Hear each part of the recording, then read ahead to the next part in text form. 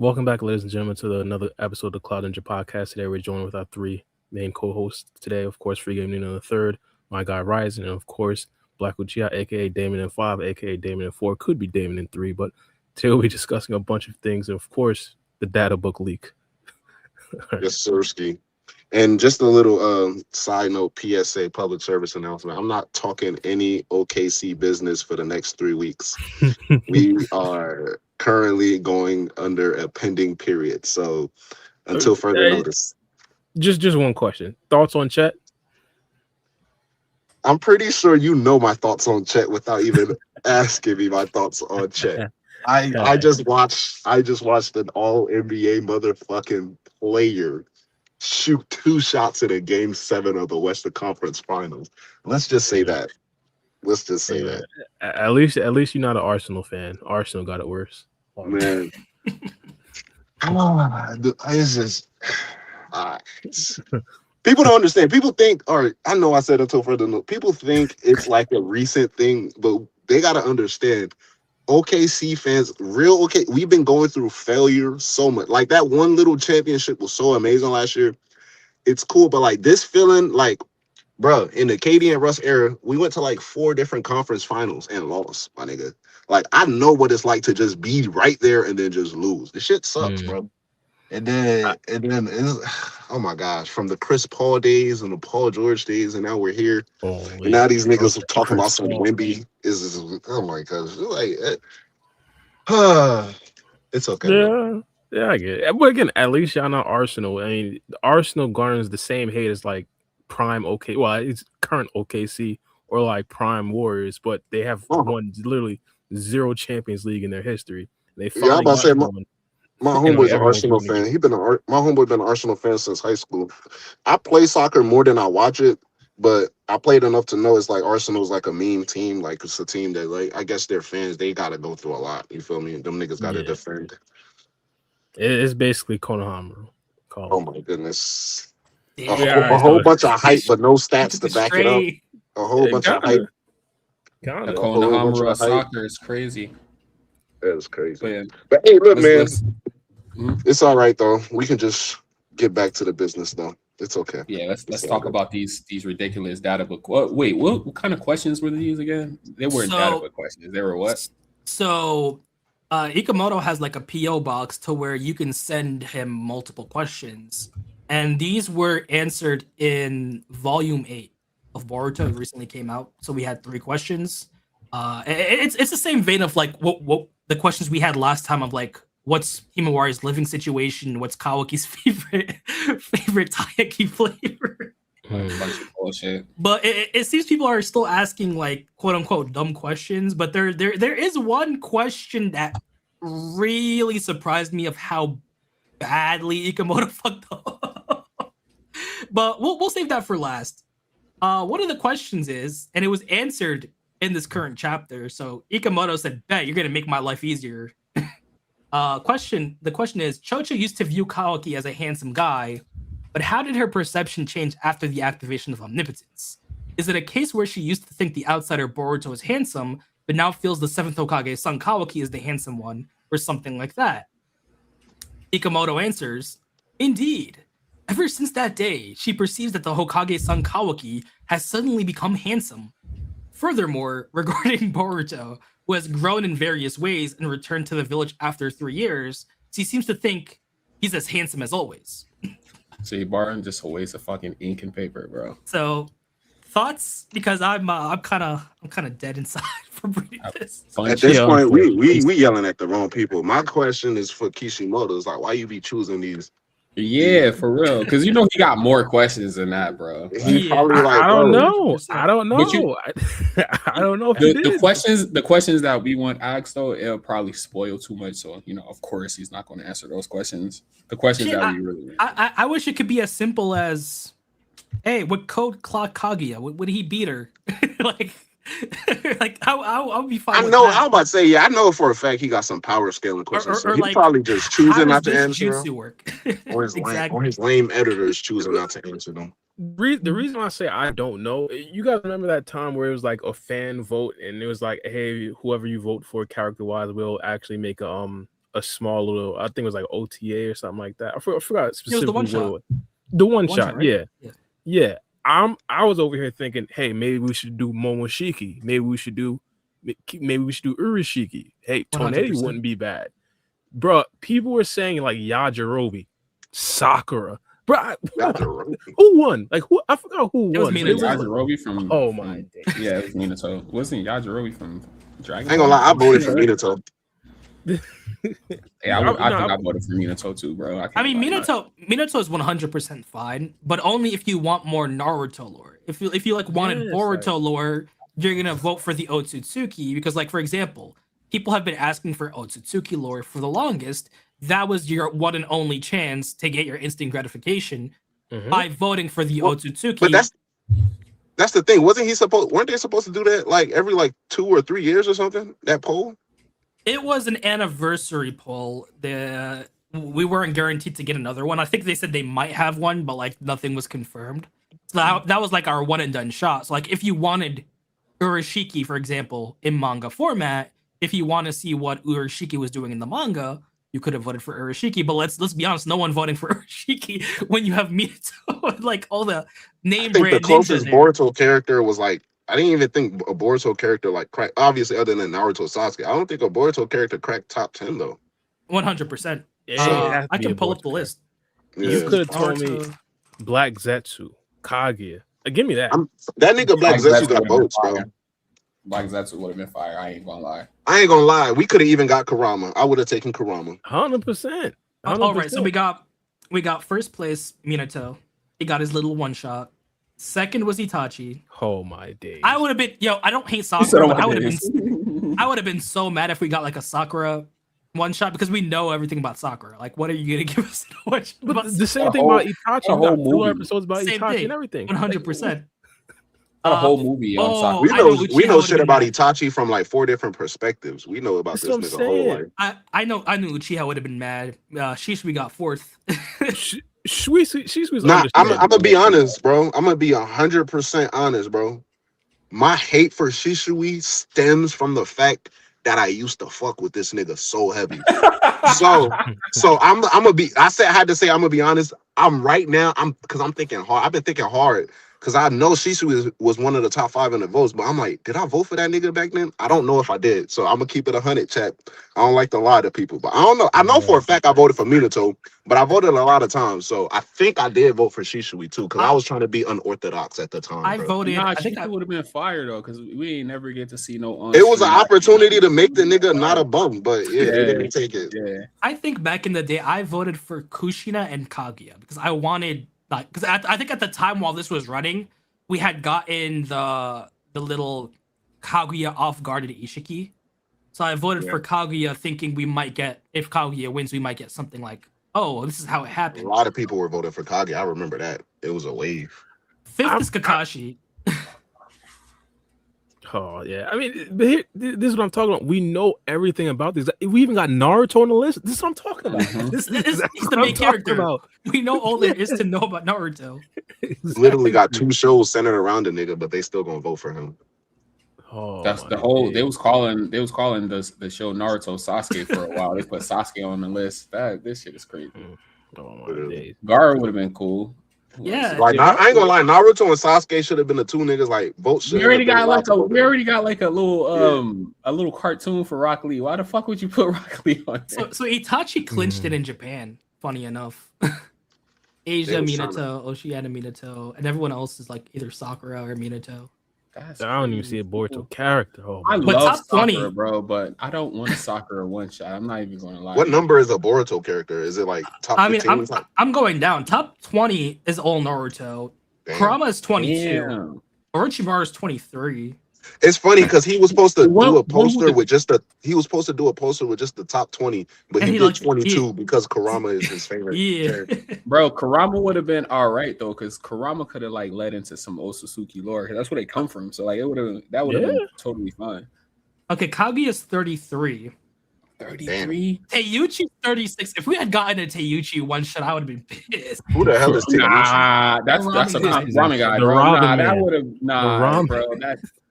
That would have been actually kind of nice. I would have fucked with it. It would have gave who's that? a chance. Who is Indra's 50.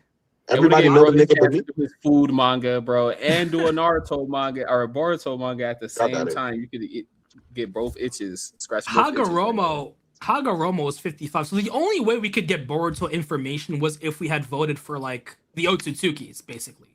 That's basically it. Yeah. What number is Sarada? I don't think you can vote. I don't think you can vote. I don't remember if you could vote for Boruto characters, but I think the only way you could get Boruto information is by voting for. Actually, Kaguya. You are right. I don't think Boruto characters were included. You're right. So like the only way you could do it was by voting for Kaguya, or like Hagoromo is stretching it. Like I voted for Kaguya because I wanted that Boruto info, because if you're doing Kaguya, you're either doing it in her prime to where Hagoromo and Hamura are kids, or you're doing it to when she comes to Earth. If they had voted for Kaguya, we could have potentially finally had a definitive answer to that tree. Yeah, to the Ishiki stuff, and like what the deal was with her tree. Oh yeah, that too. The feudal lord was 267. Bro, this makes me realize how many characters I don't know. There's mad niggas on that list. Yo, they have Matsu in here. I think he was Teiuchi's ramen helper in the manga. He showed up for like a couple panels. That's crazy. Y'all naming names that I ain't never named before in my life, bro. I forgot which. Yeah, I forgot which character NC Hammer won, but I said Yajirobe. My bad. But he had a character that reminded me of NC Hammer likes Boruto? I didn't think it's old as hell. The YouTuber? MC Hammer. Bro, I thought you said MC Hammer, bro. I was like, bro, it's old as hell. What the hell? But I thought that was like a perfect representation. Even the Boruto, like the people who actually do follow Boruto, they weren't necessarily thinking of this as like a lore type of thing where they could gain information. It was more like, let's just throw a character out there. But it's kind of like, do y'all think it's coincidental that we got a Minato manga and then Boruto learned the Flying Raijin? Yeah, do I want to call that a coincidence? It's not a coincidence. I feel like whoever won, he would have found some way. Yeah. Unless it was the most unorthodox character, he would have found some way to connect it to TVB, because they was saying Vortex all throughout that chapter, so it was hints. Plus, he connected like Kushina and like the Uzumaki, and like this spiral becomes a vortex or something, and two blue vortex. Bro, from those questions that we got, I'm like convinced the fans don't get shit that they ask for, bro. All this stuff is company driven and made, bro. Like, or we reach into a point where I'm really about to be concerned about certain Boruto fans. Like, this is really the question. I'm concerned that Ikimoto looked through these and he was like, damn, I gotta choose the best of the best, and these may have been the best. Here's the issue. It's been confirmed that people did send the Sasuke question with the food. I'll go to the next one. So like, maybe someone did want to know what Chocho was thinking, and I feel like this is a litmus test, and Boruto fans have failed. I mean, the food one's okay, but like, they asked what Chocho thinking about God. Like they could have been like, what Chocho? How Chocho felt the last 3 years about Sarada and Sumire getting closer? Like, that could have been it. 100%. That could have been a Chocho question. I would have been like, oh, that's interesting. Yeah. Man, we know Chocho think both Boruto and Kabuki fine. Like, that's not news. We know for a fact. Like, come on, bro. But question 2 confirms that Sasuke boils his chicken, and we know he doesn't got the money for seasoning. So they've been eating boiled chicken. Question is, how did Boruto and Sasuke manage their meals after leaving the Leaf Village? Answer. But I mean, that's a lot of just raw protein, though. I'm not gonna lie. 100%. But like, Boruto's original food source was Thunder Burger, so like that had to have been a downgrade. I don't know. Downgrade in taste, but I mean muscle mass and everything. He says he was eating birds. It says they was eating birds and ducks and stuff. I was seeing that all over Twitter. People going crazy. Hey, Boruto's eating birds. We all eat birds. I'm confused. Unless you're a vegetarian. Faithfully. Chicken, turkey, ducks. Like, I'm confused. I'm but gonna they be say honest. wild birds though, so like pigeons. Yeah, they talking about this shit. There's wild turkeys. There's wild chickens. Yeah, there's wild ducks. You're right. I'm gonna be honest. This might be my Kawaki hate flaring up, but this question just made me hate Kawaki even more. Because we know Kawaki be spending Boruto's money on some food. We know Kawaki ain't out here hunting, going through his homeless arc. we know he's getting that paycheck And then I And he's blame spending it. Sasuke We more gotta as a stop grown this. man for not bringing no bag with him to run away. Like, I know you got something stashed away, hidden somewhere. Like, you gotta have a few. If you a grown man, you ain't got a few dollars hidden away. Nah, man, yeah. He had a cloak. He had a cloak and an extra sword. Take it or leave it. So we Take it or gotta leave stop it, this. man. If Sasuke wanted some food, he'd be able to get some food. We gotta stop this. I mean, he can strong arm some chicken and a couple sandwiches. Of I course. guess. Of course, guess. go to one of the villages that Naruto didn't bring peace to yet. You know, do what you gotta do. But hey, at least they used it as trading. So it says their main food sources were fish and wild birds caught from rivers in the sea. So we know they at the very least went to the sea in their trading. Bro, Boruto's getting all his omegas, bro. Like, I'm telling you. Dude's bulking up. At least now we know how he Yeah. bulked up. Yeah, Kawaki and the village eating all that garbage, Eating that American junk bro. food, that taiyaki, see, lazing look. around. No wonder why his body be overheating. He's been sustaining himself by junk food. There's a whole bunch of grease and bullshit. Additionally, they would Right. also occasionally gather wild plants and mushrooms. It seems that boiling and grilling were their primary methods of cooking. Now grilling, grilling. Grilling's a different story, but like Yeah, boiling, yeah, boiling. He could fuck off we- with that shit, bro. we know this man ain't got no seasoning, so it's even worse. That's like plain boiled chicken. Only shit that need to boil is soup or eggs, man. Get the fuck out of here with all that extra shit. 100%. That's the Or only my shit white they need rice. to be boiling. Yeah, bro. Or some vegetables on occasion. Other than that, Most of the time, I steam my vegetables, so That sound like some delicacy though. I ain't about to lie. Some fish, some grilled fish. That's something I eat right now. I mean, just depending on how you prepare it, I can see it being all right. I don't like fish though. I mean, shit, I don't like fish with the head still on it. Let me say it like that. So yeah, I'm pretty sure they could fillet some fish. Do- Hey, ninjas. Do we think Sasuke is a good cook? No. No. Do we think he got some like Uchiha style secret omelet recipe or something? I think he a good cook because if you think about it, Orochimaru was probably cooking up some real BS up in that cave. So it was either that or whatever he saw his mama do back in the day. So, Let's be honest, Kabuto probably the Michelin chef in that scenario. and I ain't gonna lie, it would make a lot of sense for Kabuto to be a good cook. So yeah, it would make a lot of sense. Yeah. Because if you think about it, someone like Karen. Karen or Suigetsu, can you imagine them eating slop on a day-to-day and being cool with it? Like just based off of their personality? Like, nah. So I mean Suigetsu might be cool with eating fish. I don't know. That might be a complicated subject matter for him, but Karen, on the other hand, I feel like she too bougie to be just chilling in Orochimaru's cave. No matter how fine Sasuke she thinks Sasuke is, she probably gonna have to be settling for like either she can cook or my guy, what's the name? Like you said, Kabuto. Nah, it just looks like Orochimaru doesn't settle for nothing less but the finest delicacies, bro. I don't think that Orochimaru in there eating bullshit to be 100% true. Bro, I think he would because I low-key think Orochimaru just got a water packet like that. He just because his body, he like, nigga, I could just sustain with water. Y'all figure out your meals, bro. like Orochimaru don't even eat, bro. That's what I'm saying. It's probably mad BS if it wasn't for Kabuto. I mean, 100%. Yeah, I with mean, the Hashirama cells. Yeah, I mean, he's basically a white Zetsu right now. So like, even Obito didn't need to eat after getting just half his body parts replaced. Yeah, See, it's a thing about not needing to eat and not wanting to eat. You cannot need to eat and then still want to eat. I watch my 600-pound life a lot, bro. Them niggas don't need to eat, but they still eat. You want to know what's messed up, though? You want to know what's real messed up? My boy Kawaki came to Naruto's crib and was flabbergasted by all of Hinata's meals and stuff, right? Whole time, Jigen out here eating 5-star meals. They got a whole wine cellar in the crib, just chilling. That just lets you know that Jigen was a fucking asshole, bro. Jigen ain't shared none of that shit. None of that. Don't forget, Kawaki ain't this never man seen also, none of that a day in his life.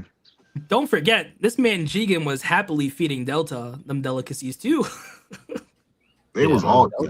When I first seen it, I thought they were a thing. Put it like that. Yeah, I thought that There was a little bit of flirtatious dialogue between the two, but that's as far as it went. He didn't want to fatten up his vessel, bro. Come on, be real. Yo, Free Game's right. I mean, if you think about it, This is Jigen's old vessel. He can eat whatever he want, but he gotta watch them carbs on the new vessel. Yeah. That's a new car right there. That's a new automobile. You don't want your fucking new vessel to be fat and out of Sluggish. shape. Well, Kawaki Greasy. probably only ate grilled meat and birds too. That's probably all he ate was just protein. I wouldn't be surprised if this man Amado was just feeding him like nutrient pills. Yeah, laboratory shit. No, for sure. But He hey, didn't know what lunch or a snack was. He didn't know what a snack was. So yeah. you mean Kawaki when he finds out? You mean to tell me you can just eat just because you don't have to be hungry to eat? You can eat for flavor.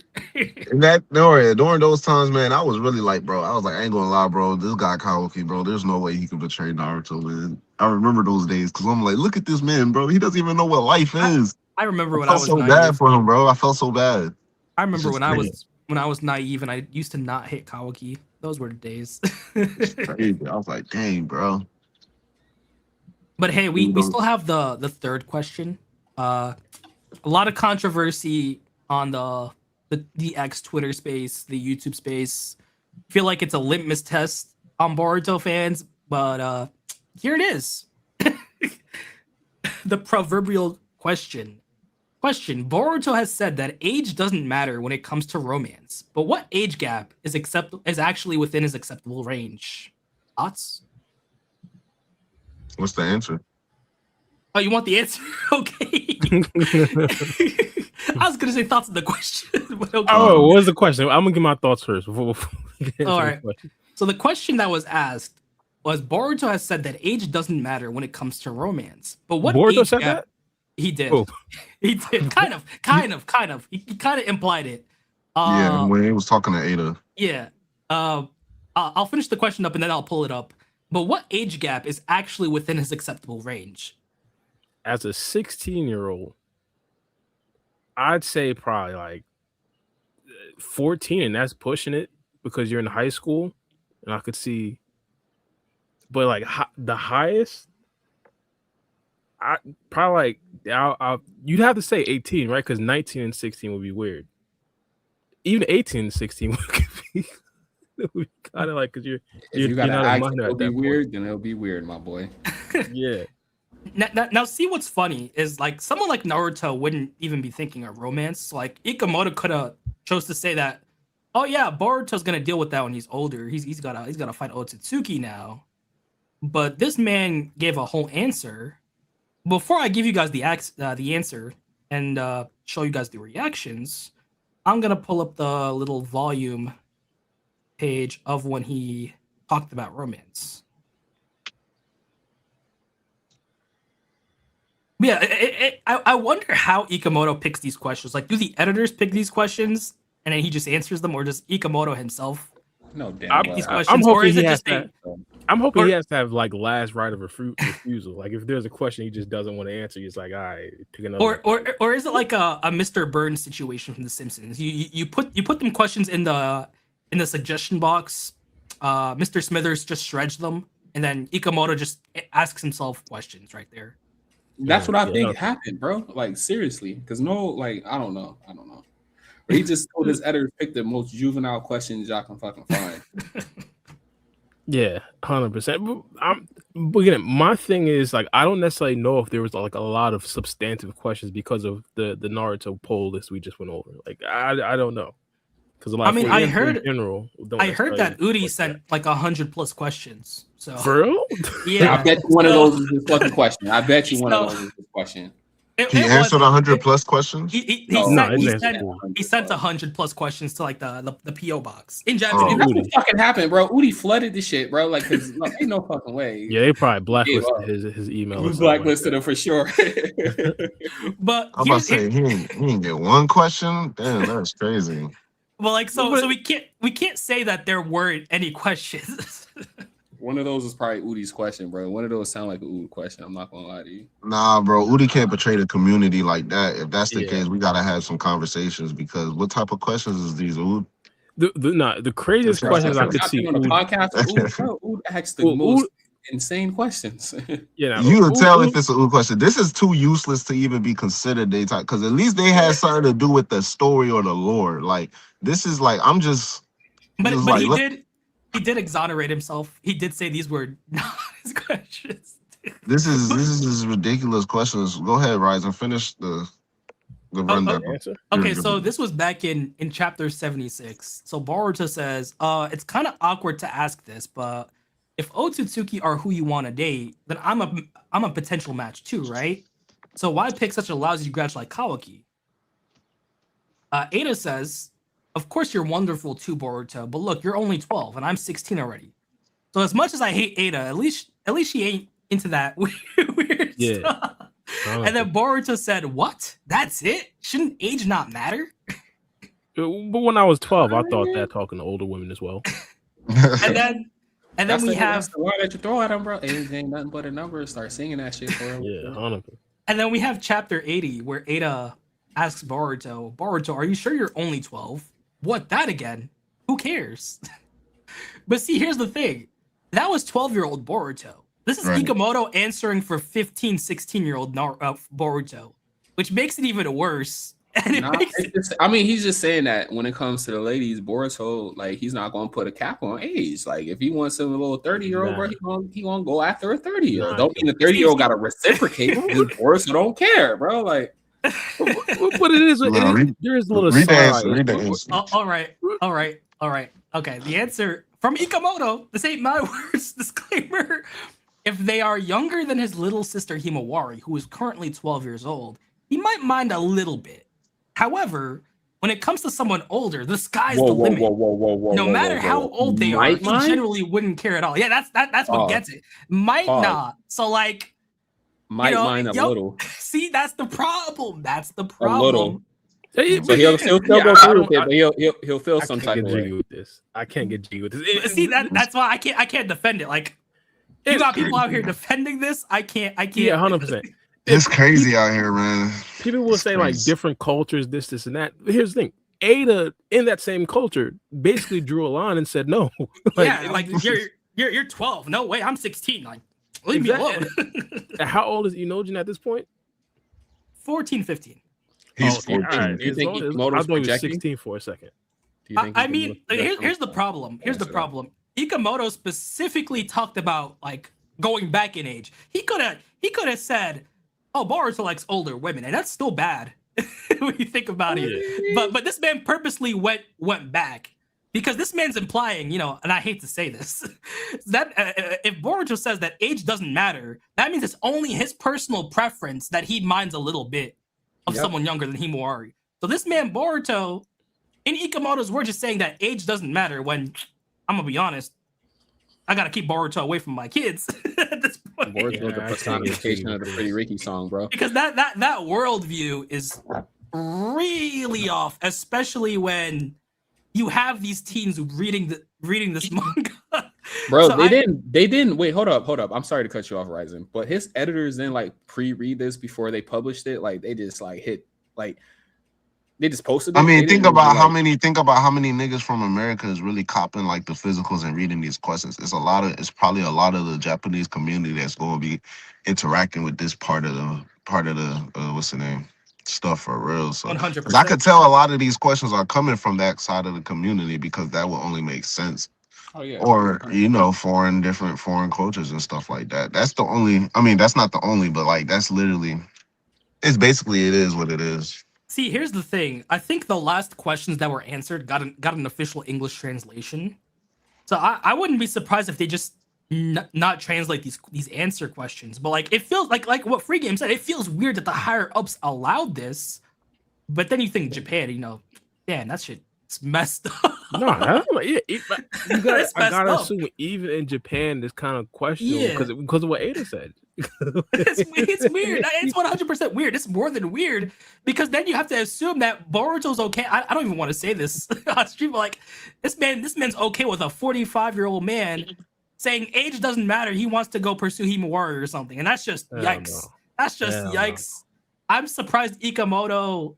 I mean, like I ain't gonna lie though, like you said, the first part it really wasn't necessary, but he makes it seem like at the end of the day, from Boruto's perspective, like excluding that, like he's looking for older women. Like he thinks yeah, it's just he that can get older women. So like it's that like first part completely destroys it. Like you could still like side eye that second part, even but if like he that, would have said that, he could have just been like, yeah, for someone younger than his sister, he wouldn't like that at all, or yeah. But says something like that. this man emphasizes he might mind it a little bit, a tiny bit. He might consider it for a couple minutes, but then saying, yeah, it's weird. And it makes me think that maybe Kawaki isn't so bad, and Kawaki's a genocidal maniac at the end of the day, which is crazy.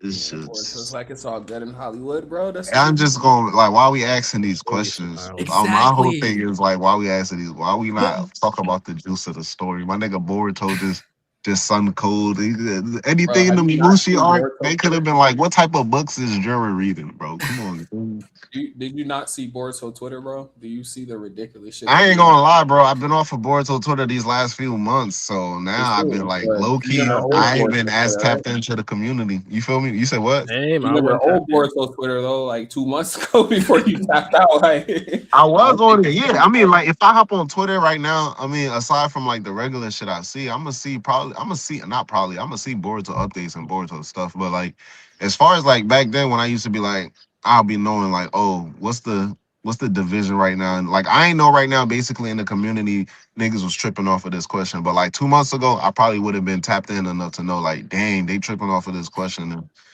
yeah, all this, but like I'm tired, bro. I'm tired because it's the same different day, bro. Low key. So like I've been enjoying my peace of mind, just reading the story and becoming more and more of a fan each day, bro. So that's how I've been.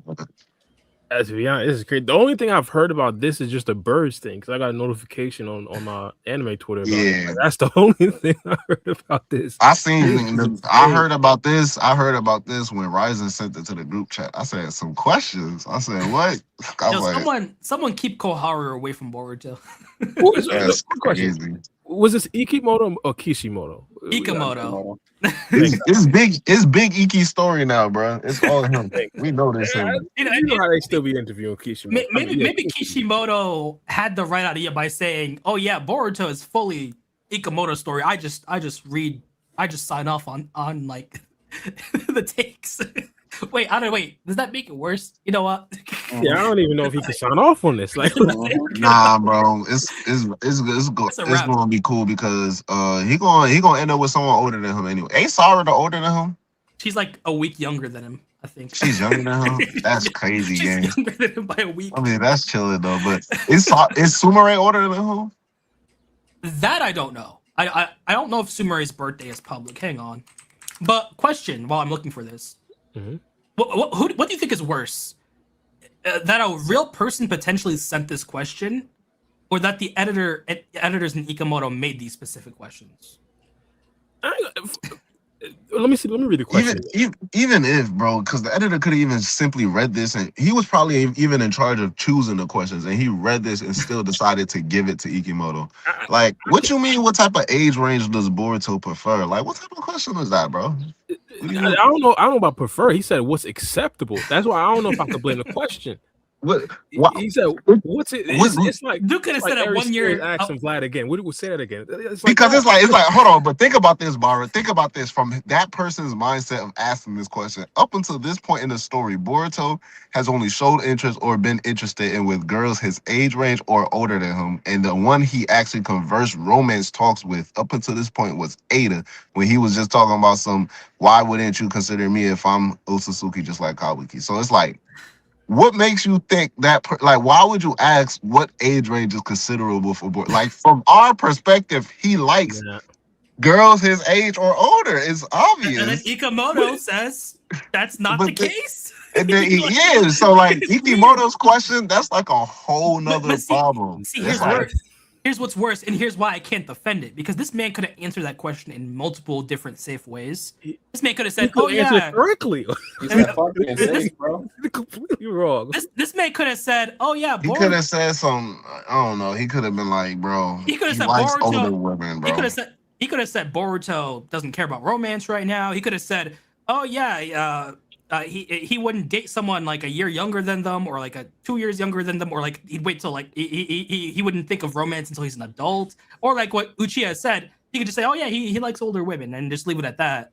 But this man had to like go in depth and say and bring up Himawari as a reference and bring up her being 12 as a reference and saying that's something I can't defend.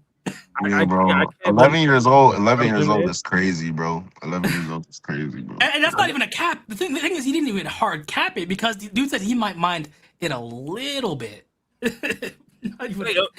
I couldn't imagine a transcriber just writing this for the magazine. Like, y'all really want me to write this, partners? Like, you sure? Hey, bro, me and Sumire got the same birthday. Her birthday is June 12th. It don't say a year though. Yeah, so Boruto is a week older than Sarada, and then Sumire is like a couple months older than them. She's like in June. He gonna end up with somebody older. He gonna end up with either Sarada or somebody older. 12, yeah. Bro. So it's gonna be cool, bro. But yeah, Ikimoto's stripping off of this. I can't blame it because like Boruto don't even want to. Boruto himself don't know what he finna do 3 months from now. Ikimoto do, but Boruto himself don't. So I can't blame the nigga Boruto wholly. But like, see, the difference is no one cares about like. No one cares about 20 and 30-year-olds. They're adults. Like, I don't care. But like, you're referencing kids, and it just makes it weird, more than weird. It's just like Duke could have said, "Oh yeah, Boruto is dealing with some shit. Romance-wise, he's not gonna think about it until he's an adult. Or if he's gonna do the romance aspect, say, oh yeah, his own age range." Low key too. Low key. So I ain't gonna lie, bro, because I like flipping the script on niggas. It was Tamari bugging. But she didn't really make a move on Shikamaru. She didn't make a move until like they were adults. She didn't make a move on him, but like low key, was she? But I mean, was there not like flirtatious dialogue? She was 16 and Shikamaru was 12. What? Keep it down. You talking about part one? A whole powwow, bro. You said what? You talking about part one? I don't think they. I don't think. Yeah, they didn't interact that much in part one. Like it was just the fight, them talking after the Sasuke arc. And then there was like you could insinuate that in part two, but even still, they didn't do anything. They didn't talk about anything. They didn't even actually start dating until I mean, part two. That's only like 2 years later. That's what we were saying. Was that like 15 and 18? Is that not? That's not. But even then, they didn't like talk about dating or like lovers and stuff. And like by the time they even talked about stuff, it was Naruto's wedding. By that point in time, they're adults. Like. I'm not, but Shippuden. We didn't catch all the side eyeing and the secret text messages and all that type of shit. Bro. Nigga said the side eyeing and the secret text messages. Oh yeah, if you tell me 15 to 18 in different cultures, I'm still questioning. But like, see, I think what Ikimoto said is wild. I think the main issue is this man didn't hard cap it. This man just said, "Oh yeah." Sky's some the limit. Got that Romeo and Juliet law too, though, bro. Like you can be within a certain age. See, that's what I'm saying, bro. Like it's these authors, bro. I mean, even Romeo and Juliet, bro. We not for the, bro. Yeah, niggas was tripping back then. They still tripping today. Y'all can look up the red dots. We all can look up the red dots today, so we know where they at, bro. Yeah, bro. Mugs be tripping, bro. I feel like the main issue is this man said Boruto doesn't care about age at all when age matters. Like I'm not letting you talk to my daughter if you're a certain age. But low key though, we also saw we also saw him because I don't know why would he do that though, because like we saw Boruto, he tripped off of Damon because he thought Damon had a thing for Himawari. He was like, bro, you too young to be talking to my sister. So why would he even do that? It makes Boruto a weird ass hypocrite. And it's literally making Boruto a hypocrite. Because what do you mean, bro? Yeah, Boruto. He talking about the TBV mindset of Boruto now. You talking about 12-year-old Boruto? Right. But it would have been consistent if he would have been like at the time he would have been like Himawari's too young. But he literally said Damon's too young for Himawari. Bro, so when you eat wild birds and shit, it does shit to your brain and shit. Like you ever had parasites and type shit? Gotta be the wild birds, bro. Because I don't know, man. Let's just chalk it up to that, bro. He had a bad diet. It fucked up his thinking. Quick, how old is David? Younger than Ada. Forever we 12? can't say, but younger than Ada. Yeah, bro. We get into that. We're gonna talk about the inconsistencies of the Kara's past. So we don't know how old Davis is. Because I brought this up a long time ago. I was like, look, bro, it's a plot hole, but hey, we don't talk about it. People have been saying people have been pointing out that Damon hasn't been growing. But like if Damon's still like 8, it's like we understand why he's not growing. But then that would have been like he's 5 in part 1. He could have been a cracked 5-year-old. You never know. And then we talking about at that point, when did he get the enhancements? When he was like 3, 2, or out the womb? Could have been. He could have been a toddler. Okay, so Boruto isn't a hypocrite. He's just a weirdo. He just didn't like the idea of Damon potentially pursuing his sister. He didn't mention AIDS or something. He just doesn't want Himawari to date. That's basically it. Okay. Which is in a way, because he's the older brother, you could see some older brothers don't care if their little sister's like 20. Yeah, this is the official translation. It was the leaks that said that then. So, but yeah. He's weird or he's a hypocrite. Either way, it's not looking. Either way, it's which way do you want to look bad? Yeah, either way is not. Here's the problem. Here's the problem. This is Ikamoto forming Boruto's personality. So I feel like, what's Ikamoto thing? That's the real weird shit. We might have. He's projecting, bro. He might be. I keep seeing him because I'm pretty sure he always loves going to Disney World in Japan, and I'm like, I gotta look at those talks differently now. If this man's always going to Disney, I'm always Kodachi better. Don't start planting the seeds, Ryzen. Please don't start planting the seeds. I gotta get Ikimoto off the 10. It's just the way he could have solved this question and said, "Nope, I'm gonna pick something else." This man specifically went to this question and gave details. This is the bare minimum, man.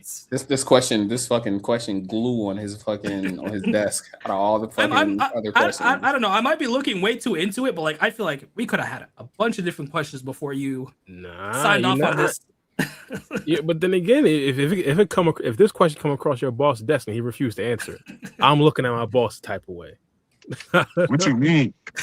I mean, I ain't gonna lie. It could have been. It would have been good if he gave like a real proper answer, or he just refused to answer. Because at the end of the day, he could have answered it properly, and the discussion would have been like, "Well, that's a useless question," and then went from "that's a useless question" to like, "Actually, what type of question is that?" But because he gave this detailed and very peculiar answer, now we're focusing on the answer. The answer he gave so far. Yeah. Blood clot. No shot. This is the longest answer. Well, he had to even once he explained it, it was explaining it makes it worse. It probably could have even been on some shit like where he was probably thinking too hard about it, bro. Because it's like, why are you even saying all this, bro? Like, I feel like thinking about it too hard is also weird, because then wouldn't his editor say something, or is it like a Japanese respect shit? Like, oh shit, my boss gave a weird answer. I don't want to get fired, so I'm gonna let it rock through. I guess it gotta be like, and if you gotta be very big on respect, bro. We gotta be taking them animes to heart, bro. Them niggas be respecting their bosses to a T. Them niggas say, go out drinking tonight. You gotta go out drinking that night, bro.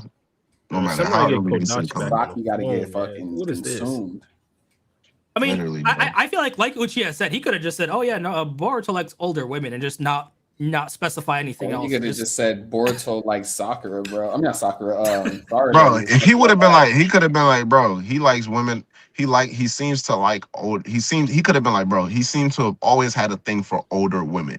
Then it could have been like, oh, Boruto been trying to bag Ada. You know, the Boruto and Ada talks would have been going crazy, and then that would have been that. It's still weird, but at least it's not crazy. You know, he could have just said, oh yeah, he likes Chocho. Like, you know, he had a type for Chocho when she was skinny, and like he said, who's the pretty girl?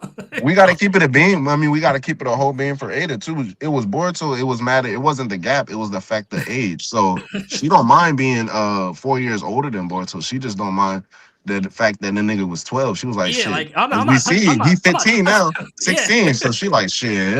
Hey. It's just look. Man. It's just weird, you know. As much as I hate Ada, at least she gave the right answer. Shout out Ada, man. And like change subject right here. And like what Boris said, you know, you have Ada saying no, but so like it obviously isn't the mainstream in the hidden leaf. So people are really like discoursing this on the internet right now. Yeah, I took a minute peek, and I just had to leave because I'm not usually on Boruto Twitter. So I just dipped. I gotta see talking about something else, bro. Yeah, nah, this is great. What was the? Yeah, they need to be talking. They need to be arguing about something else, bro. Like, give us Jogon talks. Oh yeah, this is what I'm saying. That's There what I'm has to be saying. some He couldn't questions on answer Jogan. those type of Yeah, questions. where the Like- Jogan is Nah, fake dude. niggas at? Like they Y'all could need to stop popping back up. The Jogan is fake people. I'm telling Ikamoto- you, he most likely got 100 Jogan questions, but he just can't answer them right now. But like, remember the Kakashi question? Remember that? And he said, "Oh yeah, I can't answer that. It'd be a spoiler." He could have posted that and said, "Oh yeah, what was the eye that Boruto used in the flash forward of Byakugan or something else?" Ikamoto says that would be a spoiler if I said it now. Just stay tuned. That would have been crazy. That would have been cool. That's That him. wouldn't That's even him be also bad. confirming that the I would have Jogan been fine if he gave us 15 questions and those 15 the same answers. I can't answer that. I would have been like, oh, that's crazy. I would have been like, hey, at least they asking the right stuff. Because low key, I'm asking stuff straight up too. I'm like, look, bro, what's gonna happen Where's the between Udi so and so and questions, so bro? and so? What questions Udi asked? Did he ever? He ain't did he ever answer give us- you with these questions. I know. But did Udi tell us what he asked? Like, did he give us a question that he asked or no? I don't remember because he Udi was would talking have asked about some it. good questions. He was talking about it in his Udi would've podcast. asked I'm pretty sure a he'd ask good motherfucking questions. question. Yeah, but like I think I don't remember if he mentioned it in his podcast. I was watching it while I was working, and at the very least, I know these aren't the questions he asked. So they Udi fucking questions will give you a headache though, bro. So I can see him not wanting to answer Udi's questions because you got to ask Udi, what do you mean when you He said, what do you mean? You got to have a follow-up question. If Ikamoto got those questions first and just said, "Fuck it, I'll make my own questions," and this is what we got. Man, I'm gonna feel some type of way. That'd be even worse, bro. That'd be even worse. He made his own questions. Is this the last one that's translated? Yeah, Is there's only 3. Oh, So we'll get so more. There was more questions that just didn't get translated. No, We got so it seems like we ChatGPT. get a couple questions every volume release. Okay, understood. So we'll get more on volume 9. Got you. Okay. questions. Unfortunate. Let's jump to the data books. We might as well change the subject off of this. But by the way, I'll just end it off by saying, bring back Kodachi. Bring back Kodachi. On the side of the data book, it's not from what I can tell, it's not really a data book. It's more like a summary guide. So like for the people that did not read or watch Boruto Part 1, the 600 pages condenses That's Cliff the Notes. story. Clip notes, yeah. And then from what I've heard, we're gonna have a few data book pages and explanations. Like I think there's a page dedicated to everything Amado has said so far, and like his takes. So like we can like look at his takes and stuff about like Baryon mode possibly and like other stuff. But those haven't leaked yet. So basically, instead of remaking the part 1 anime, they're like, here, nigga, I'm gonna summarize the important parts, and this is what y'all need to know. Yeah, Then it's let's just like focus on part 2.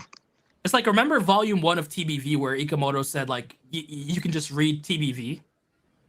I guess they realized that you kind of still need some exposition, so they made them this guide to where you can get the gist of next gen. So we're probably not going to get like any data pages until tomorrow because that's when the full thing leaks. And I do hope we get like some power stuff. It looks like we really won't get that many. I think someone said 4 pages, if any. So we'll just have to see until tomorrow. What leaked so far? I hope it's good. I can pull it up.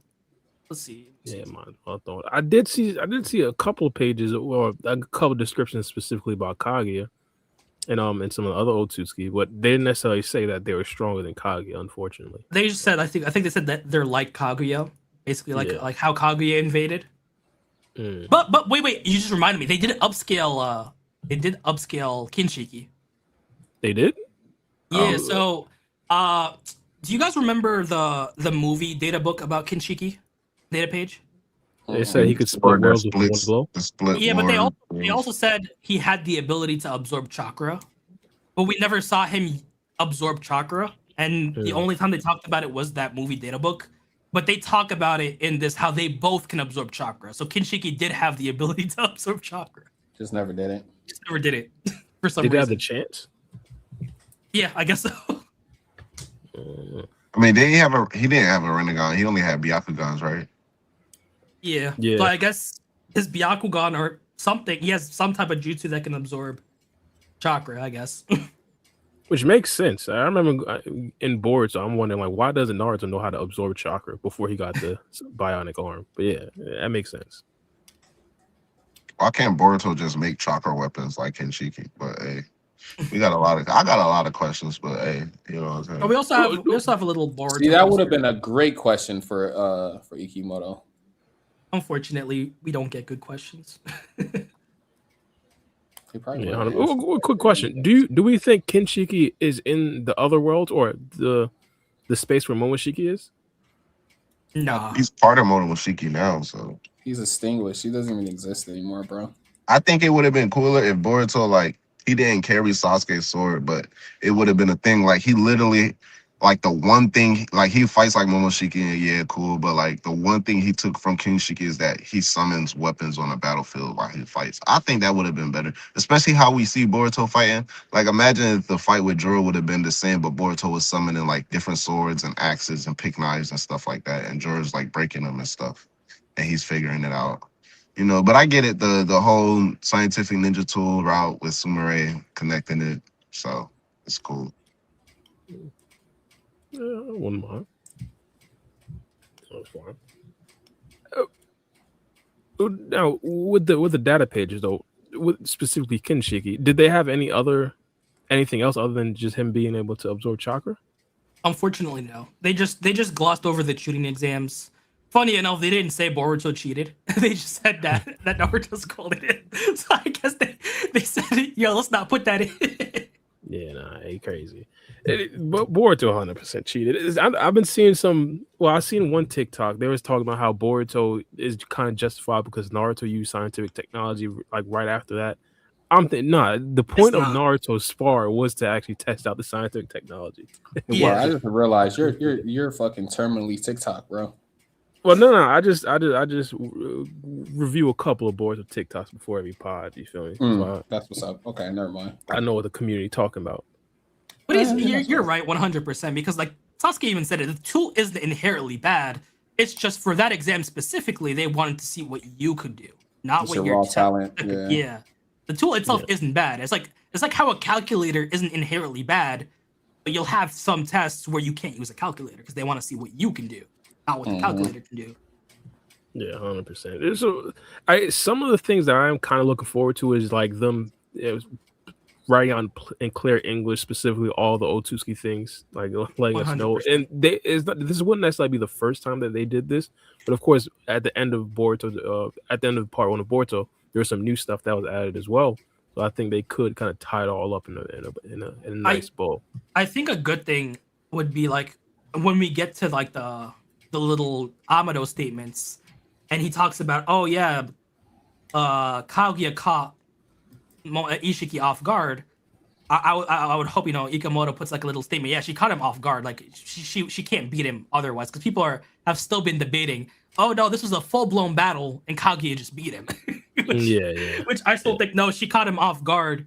If you get caught off guard, you're screwed. She can't beat him otherwise. So like hopefully he goes and it just explains that, because I think that's like the data we get, like the little things, like Kinshiki can absorb chakra. Okay, we people were iffy on that. They said 2 people can absorb chakra. That includes Kinshiki. Yeah, that's wild. That's crazy. Ooh, I don't want to completely change the subject off the data book. So, you have any other questions? No, not me. All right. Since we're talking about Momoshiki, do we think after this arc he's actually going to take over Boruto's body? I feel like we have to start asking about it, because it feels like we're getting a bit of a split. I want to hold off my judgment until we see what Kobu says, because now we have Chocho kind of going on Boruto's side. Now we have Inojin going on Boruto's side. If Kobu is still 100% against Boruto, I would say maybe it's going to be a while before Momoshiki does anything. But if Kobu is willing to work with Boruto, then we might need Boruto to fall a bit, which would be perfect for Momoshiki. He ruins his reputation. But I feel like Momoshiki has to plan this right. There has to be a way for him to gain something, since that deal is still in effect. Like if he realizes that, oh shit, maybe we can't beat Jura. Let me hijack Boruto's body and dip, or let me kill Kawaki right now, or something. Then we get it. But right now, it feels like the deal is still more beneficial for him than to do a freak out right now. Nah, I think Boruto's gonna pull Shicey that fucking contract, bro. I don't think that contract's gonna be anything. Shiesty, Oh, 100%. That contract with him, bro. 100%. It's just right now, until they get to Jura, that's a pretty sweet deal. And it still might be a while. So I feel like... but I feel what you're saying, though, Ryzen. Sorry to cut you off, but like it was like a point when you say he can ruin his reputation. So like if he takes over his body and destroy half the village, that kind of like undoes everything. Undoes, is that a word? Undoes? Yeah, whatever. Undoes. Undoes whatever. Yeah, undoes everything that Boruto did up to this point, as far as like clearing his reputation and making everybody think differently of him.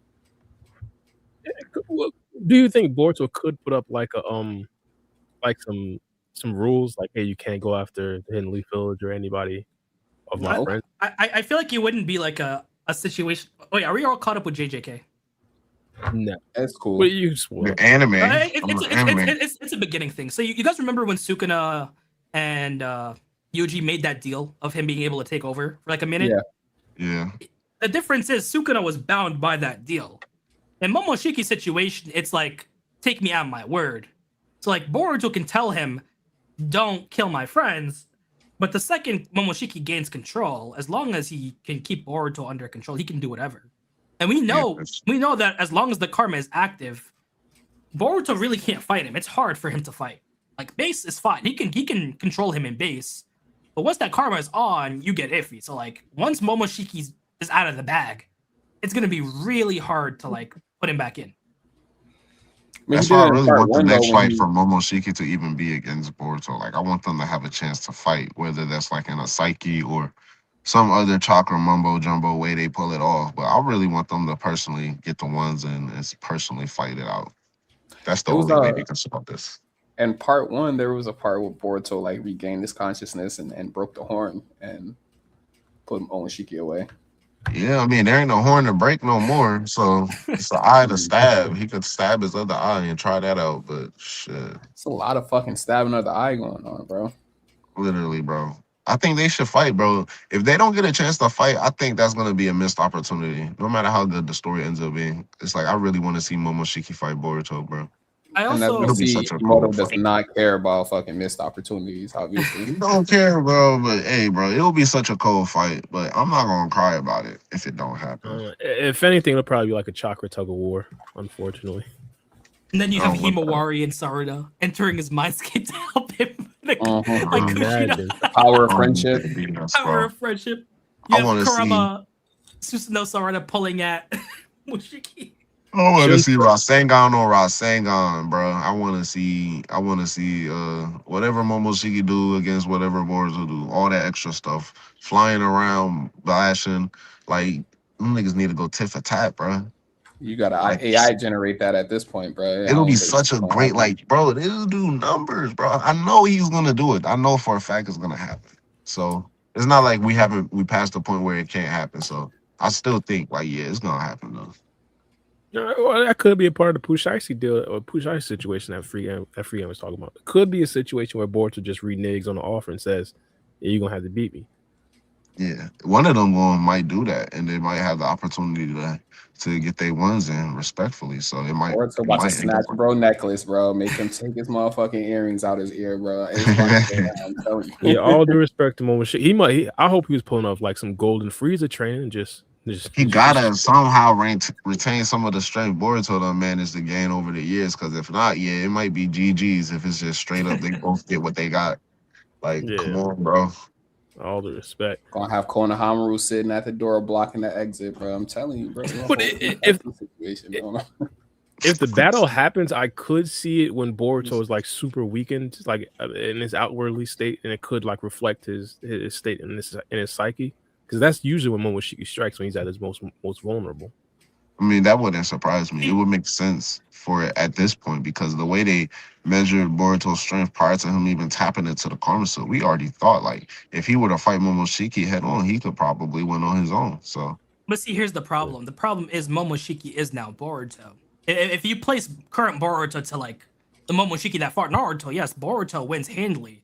But we also got to remember Momoshiki has been in Boruto, Boruto's Black Boss, big pause. For his training. So Momoshiki knows what Boruto knows. He even says that they can't hide anything. They share one body. So in a spiritual fight, they have the same bag. They have the same strength. The difference is Momoshiki has that thousands of years of chakra theory, that thousands of years of knowledge to where he can tweak Boruto's ability. Like, for example, the Rasengan.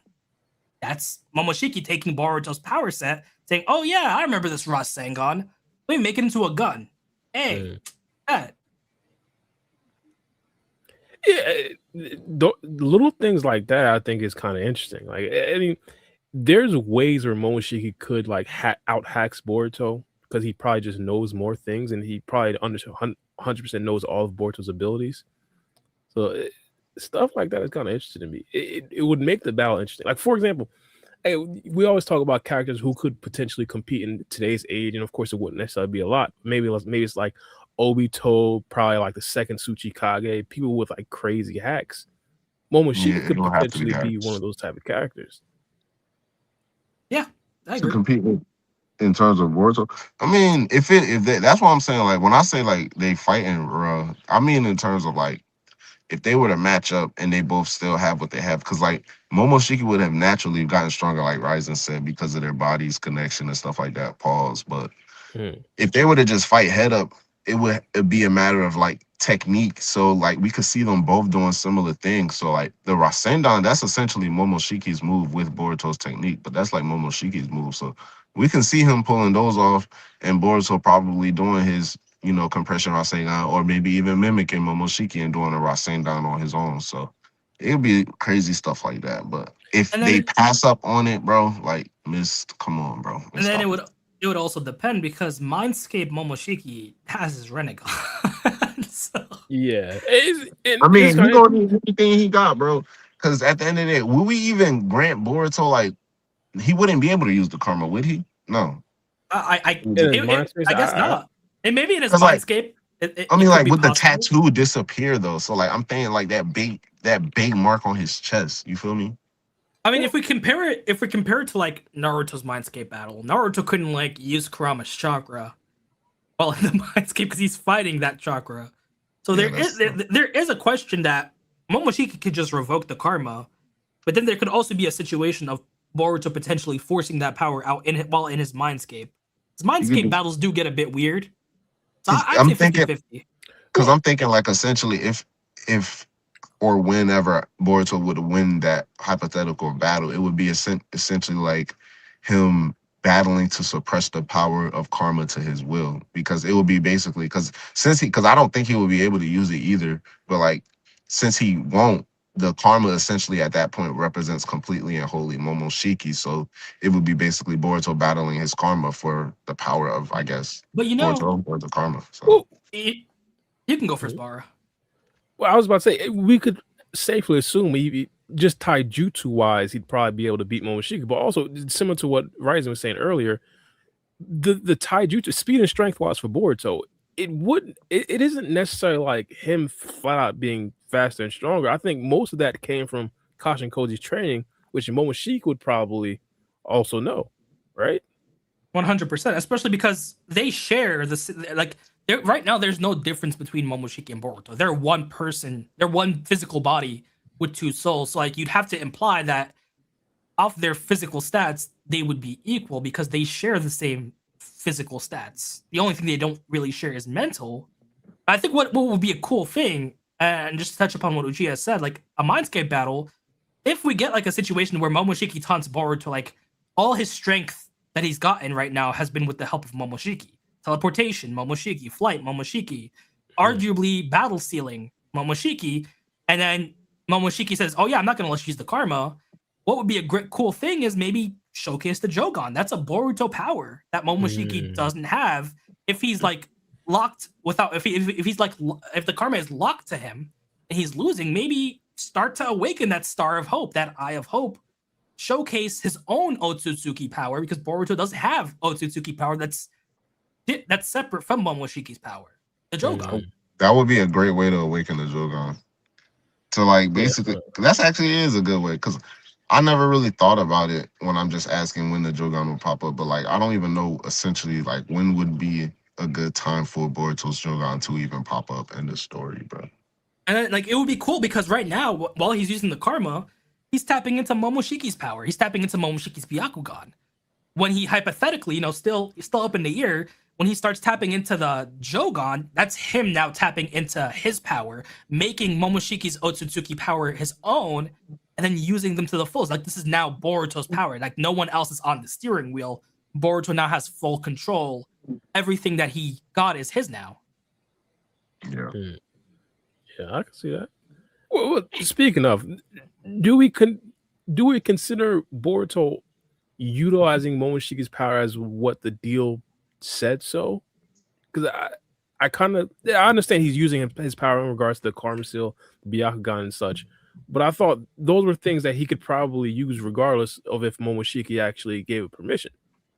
See, the problem is Momoshiki is holding that stop button. So, like, unlike Kawaki, who doesn't have an Ishiki in the back seat, Boruto can activate the karma, but this is Momoshiki willingly trying to take over, willingly stopping him. So, like, you have, for example, when Boruto and Kawaki saw each other again during the Hidari Jura invasion, when their karmas resonated, Boruto was going to lose control.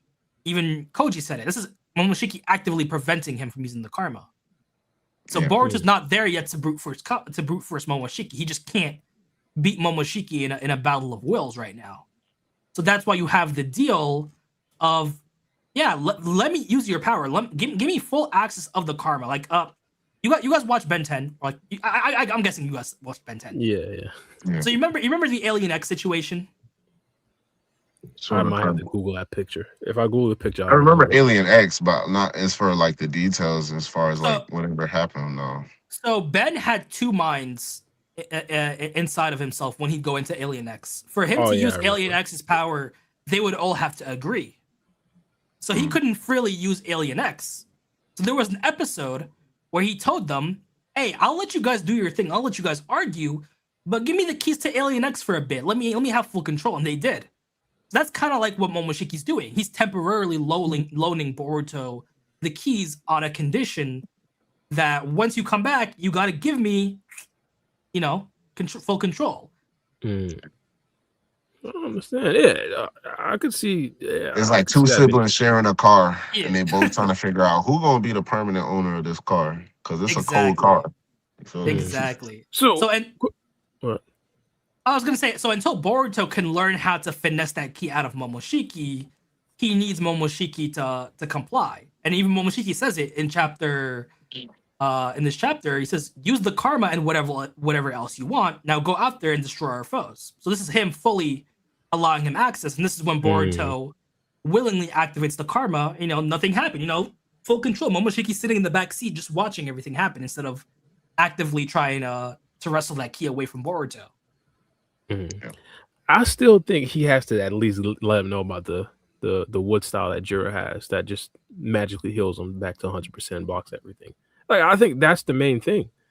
Like, calling me, maybe I'm stupid or something. He has to have known because he was watching. He was like, "Damn, you were so close to dying. I wish it would have happened." But so he probably seen like, "Damn, this guy Jura is like crazy." Yeah, but here's my point. I think if Boruto and Kawaki send a shadow clone to Jura right now, if they have information about the wood style, I think they could beat him. I think they could. I feel like the problem is, like, I know we don't like Koji right now, and he's like shady as hell. But like, I feel like Koji would have to account for that, especially now that Amado has like realized that wood style is the tree itself. That as long as the tree is there, Jura is gonna keep regenerating. So I feel like Koji would have to have that in his plans because, like, for example, what's stopping someone from telling Damon, "Oh yeah, as long as Jura exists, your sister's always going to be in danger," and having that big three-way team up of Damon, Boruto, Kawaki, and go up and face off with Jura. Koji makes it seem like, yeah, that's still not going to work. That's still not happening. Jura still wins. I feel like he would have to account for that wood style, and they just don't have a way to circumvent it right now, and it's still they still have to power up even more. Because like, I mean, look at Kawaki. He still needs more power. Like he's overheating out here. Like he still needs to figure out a cooling system or something, and then power up even more. I think the goal for them, maybe from Kawaki's perspective, is to destroy him enough to where he can't use the wood style. Potentially, yeah. They did a good job on him last time, though. Like, when was the last time Kashin Koji got an upgrade or an update? Around the Jura fight, yeah, that was the last one. Like he said, a couple days ago. So now that I'm bugging. Now that I'm still bugging. Now that Kawaki got a power up, shouldn't that like kind of like include now new possibilities that Kashin Koji himself probably doesn't necessarily even know yet? Potentially, but the problem becomes like we've seen Kawaki's limits. We've seen he can only exert himself a certain amount before he overheats. Before he's out of. That's what I'm saying. Throw a shadow. I still think his upgrades was incomplete by the time he started to fight in the Mamushi arc. I don't even think it was complete or finished because he was that's still 100% possible. But then we also got to remember, Amado did warn him that his power won't hold. Like his body won't hold, be able to withstand this power. So it might just be complete, and it's just Kawaki needing to figure something out. They need to work on a stabilizer. And who knows? Maybe Amado shows up in the next chapter and say, "Hey, if you can get me Koji, I can fix you." Because I didn't even. I just thought of this. Because if they have Koji on his side, right, on Amado's side, Amado can just make the assumption that I'm gonna spend 10 years trying to figure out a solution for Kawaki, and then Koji could just tell them the solution. Similar to Sumire. Sumire was gonna research something to evolve Boruto's sword. Boruto just gave her the information her future self would research. So if Amado right now says, all right, I'm gonna research a way to make Kawaki stronger, but also stabilize his body, the second Koji gets an update, he's gonna see future Amado in one timeline come up with that solution to strengthen Kawaki, be it Shibai cells, be it some new bleeding edge ninja tech, and then tell Amado that. And that's how he would actually have to start the work genuinely, though. Yeah, so it's like it would be like Amado genuinely saying, "I'm gonna research this right now. I'm gonna start researching this," and then it ripple effects to the future. Yeah. Basically, Amado trying to control the future. It's like I hate referencing this, but you guys watch Rick and Morty, like the older seasons. Yeah. So there was a snake episode where snakes were messing with time travel, and Rick went back in time, and he needed to give them time travel before then, and he didn't have time travel figured out. So in his mind, he mentally imagined himself working on it and then going back in time to give his past self that info, and then future Rick appeared and gave him that info. So if Amado imagines really hard that he's gonna try to work this out, then in the future, at the very least, one of him might have figured out that solution, which Koji would then see in prescience, give past Amado that, give current Amado that, and then that's how they fix Kawaki. That could actually work. So, to be honest, I think that could start in the next chapter after Kawaki and Amado's meeting. 100%, because like, what are we gonna know? We're gonna know Amado's gonna gaslight Kawaki into hunting down Koji, because Amado would want Koji on his side so he can know what's gonna happen, so he can know how to bring Akabi back. And the only person who can actually get Koji for him is Kawaki. Kawaki doesn't care about Akabi, but what does he care about? More power. Naruto. He can just gaslight Kawaki and say, "Oh yeah, the situation about your overheating? Bet Koji can tell us information from the future. Maybe in one of those timelines, I got lucky and solved that situation for you. Also, you would now know the optimal timeline to go through to protect Naruto, and you also won't have Boruto one-upping you anymore because Boruto has been one-upping you by having Koji." Yeah, I mean, if this is the case though, I don't think he's gonna tell him to probably like hunt down Koji, or I'll be like, it would probably have to be somehow, some way, figure out a way to get Koji on your side or to Kasai 100%. Or even, and or basically even, telling us. or even have Kawaki take Amuro there and then shut down Koji. Wake Maybe Koji up that. there. Wake But he would Koji have up. to calculate how, like, is this a future that Koji has seen, or is this out of sight of his reach based off of, because Koji did mess up by explaining how his power worked. So Amato could be trying to take a gamble, but he would have to take into the consideration like this could be a future that Koji has foreseen and could be possibly walking into a trap or something that Koji is already prepared for. 100%. But we also got to remember he did hear Koji talking to Inojin about the update. So right now, to an extent, he is walking blind. Unfortunately, and I hate this, code is just so predictable that even with the timeline being in flux, he knows what knew Code's Cole gonna was do. gonna do. He was like, "Yeah, Yeah, bro, Cole won't but pop up." but like other people might be more unpredictable, like Amado. And someone in Yeah. chat actually said, "What if Koji hasn't Order 66 type chip?" He kind of does. He has a shutdown code, so we know Koji can be shut down, just like Kawaki and Delta. He just needs to be close up, or just like it might even be voice command. So low key, maybe So Amado what would goes he there. shut down for? To possibly even take the data, or maybe to make him condition him to possibly always obey a model and to be truthful to 100%. our model. Or he could just like tell Koji, "Hey, you want to save the world, right? Well, if I shut you down, the world's gonna end. So I'll keep you active, but you got to give me what I want." And then it would force Koji to kind of play ball to an extent, to where he has to give Amado what he wants also to be able to continue trying to save the world. Because if Koji's shut down and never reactivated, you're kind of screwed. And currently, Amado's the only one who can reactivate Koji if he gets shut down. That guy Amado's a snake, bro. I kind of wonder. I kind of wonder what Koji's shutdown code would be, because Kawaki got. There's no more toads. Or some shit like that. Nah, if it's make out tactics, I'm gonna laugh my. Make out tactics is crazy. Yeah, that's great. I have to feel like Kashin Koji at least tried to remove that shutdown option in his body. Maybe. Possibly. Who knows? Based off of how many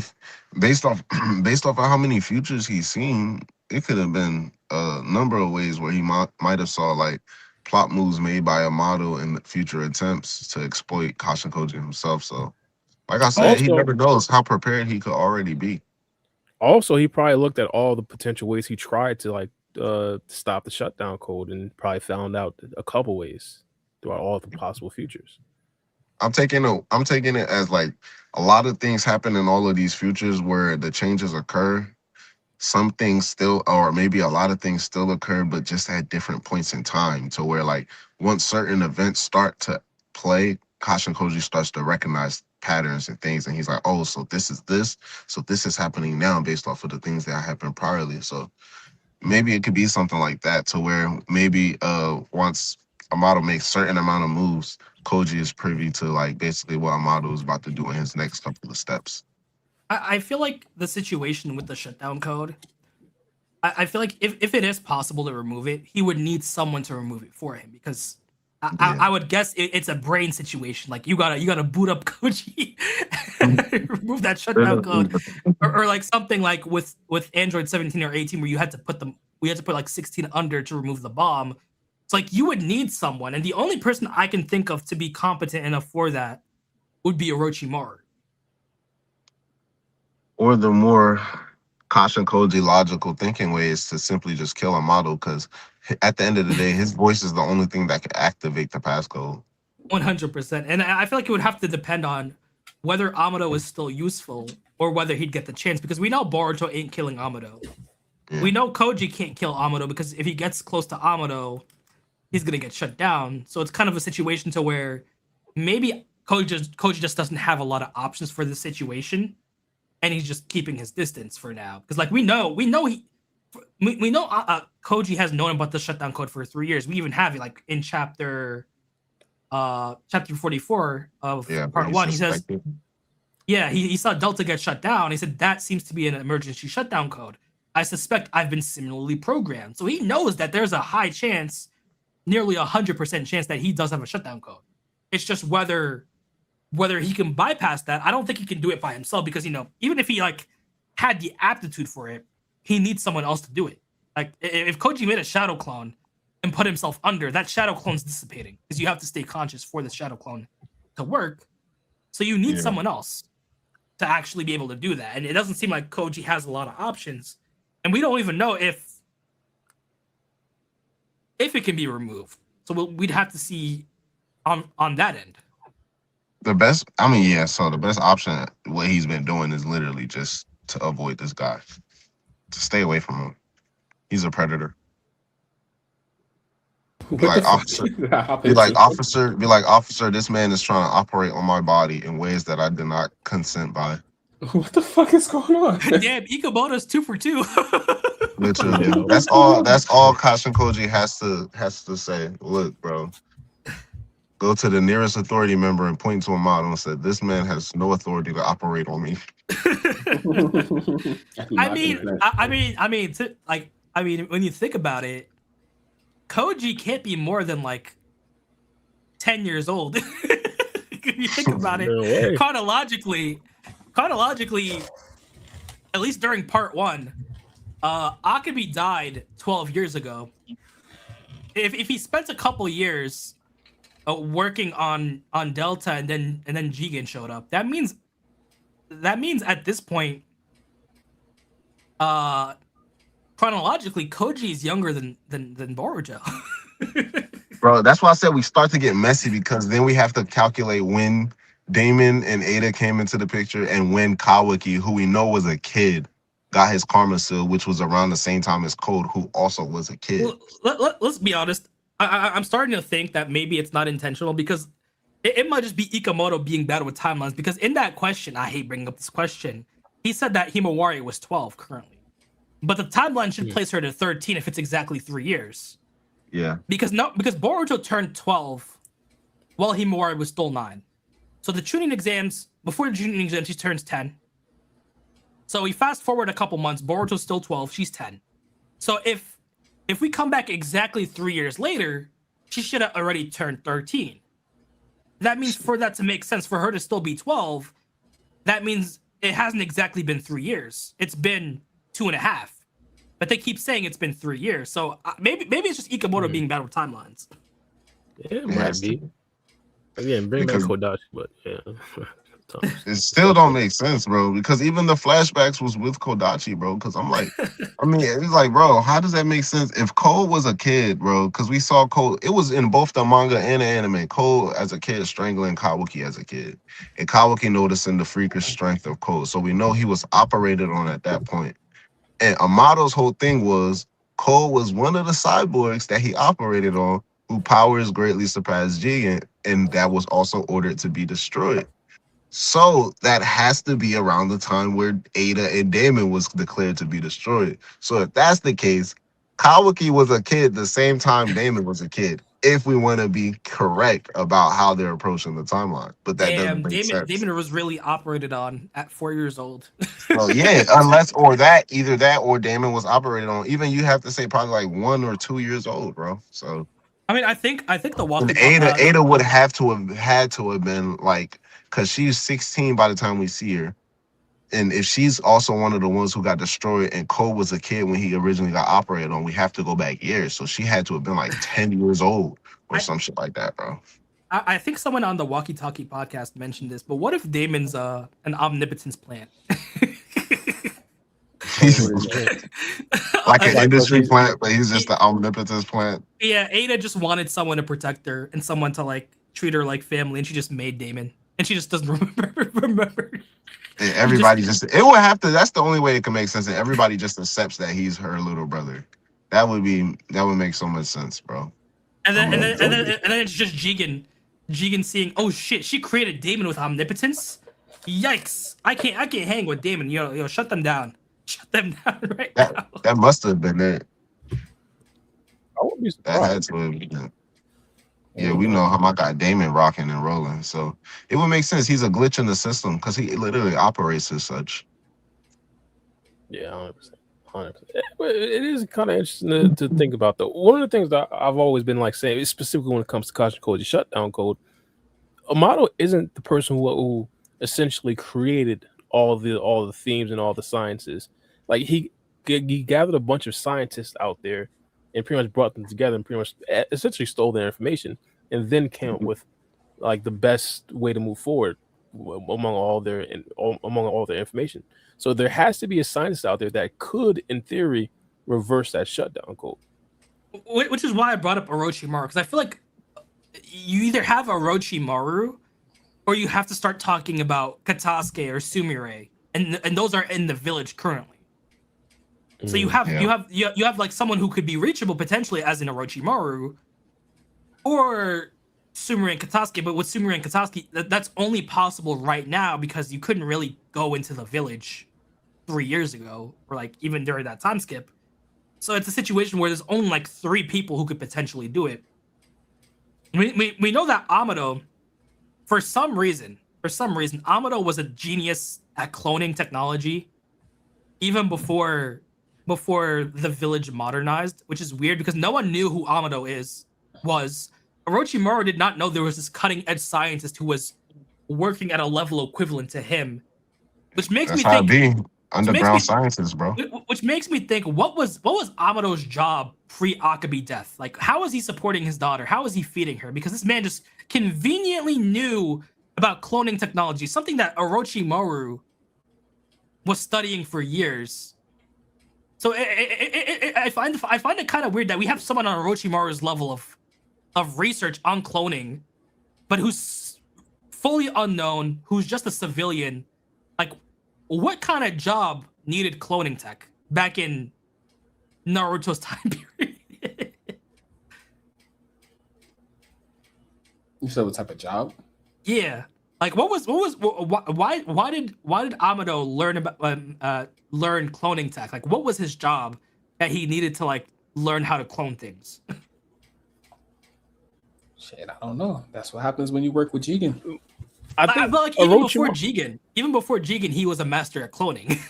Yeah, he had to be some sort of scientist, and I think that could be a better approach to it. Where Orochimaru is thinking more of like a ninjutsu perspective, where it's like he could probably figure out a jutsu that could actually clone or like legitimately clone people, whereas Amato is thinking he could do it scientifically. I just feel like what was Amado's employment? Like, where was he getting his bread from? Like, what kind of company in the elemental nations needed a scientist that could clone stuff? There's like some evil ninja organization. It's just well, maybe cloning became a byproduct of everything. Exactly. Like, that's what I think. I think he was probably like a regular scientist, and it's like, hey, my daughter just died. I need to find a way to bring her back. And cloning was probably something he Googled or something like that. But see, here's the thing. Here's the thing. Even before Delta's Akabe's death, he already said, I was a master at this. Like, he was digitizing her brain the second she died. Like, he knew this while she was still alive. So like, he's unknown to the world. So no one knows Mr. Genius, PhD, 10 PhD Amado, Nobel Peace Prize Amado, award-winning scientist. No one knows who he is. Like, if he was known, Orochimaru would have like swooped him up. Like, dang, I need your intel. Like right now. Like, he was unknown. How is this man getting money? Didn't they say what village he came from though? I don't think so. I think we still don't know. They revealed his last name and they're like, what village he's from. It was Sanzu, I think, but I don't think he said. I don't think he said the village. So it's weird. Like, what was his employment? Like, was this just a passing interest? But even then, like, shouldn't people know about this dude if he was just a normal dad? If he was a normal family man with a daughter, and he was taking care of his daughter. It's just weird that this man's a super genius on the levels of Orochimaru, if not more, and he's just a normal dude. Like, Jigen knew about him. That's the weird part.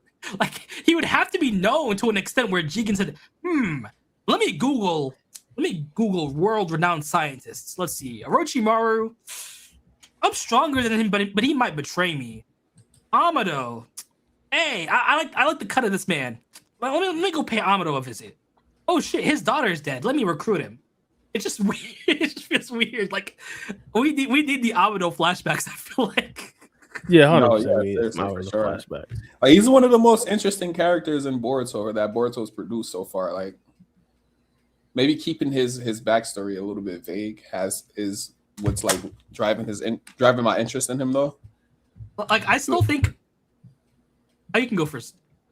No, I was about to say, I think I'd probably compare him more to like the Iwa Doctor from like the Mythic who? Retrieval arc. He was probably like that and probably knew a lot of the information prior, but never really had to like mobilize for himself. But once Akibi died, he probably just thought, all right, time to do things for myself. See, I feel like the situation with that is that was something Onoki wanted to happen, and at the end of the day, their cloning technology was still worse than Orochimaru, so they were starting from behind. This man, Amado, was super genius one, It was different. just better, just built better, and doing this shit before his daughter even died. Well, maybe he was like the fucking Tony Stark of fucking Boruto, and like Yeah, that's what I'm saying. he built it in the cave, and they was trying to replicate it, and they couldn't do it. Yeah, Which is funny. That's probably why. That's probably why Amado was an insider and the Iwa Doctor was an outsider. It's just really funny because no one knows who this man is. No company claimed him, and he's just this super genius that was just like living like where did he even get his bread? That's my thing. It got to be some sort of outer spots or something like that. It's like this man had a He could have whole inherited lab. naturally. He could have naturally inherited a lot of money and just bought the shit that he needed. True. Damn, he really beat Tony Stark. He a millionaire with nothing better to do. The thing is, you can make it seem like the only reason Amado is currently in the ninja world is because of Ishiki Otsutsuki, because there's a good chance like there wouldn't be another chance to bring Akibi back unless it's without the help of an Otsutsuki, which is probably what Amado thought. The only one he could probably find was, of course, Ishiki Otsutsuki. So like he could be from like literally islands away.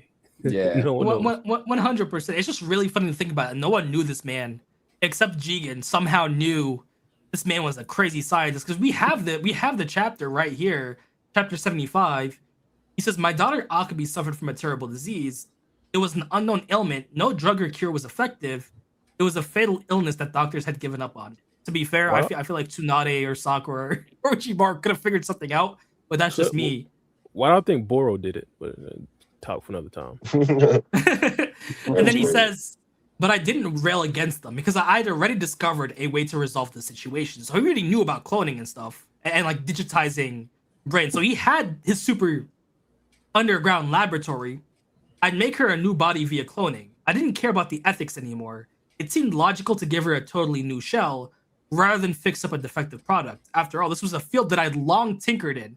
And it feels weird, like when someone says tinkered in, it's a hobby. But this man was like top of the line, top of his field, light years ahead of anyone else, except maybe Orochimaru, and he just tinkered with it.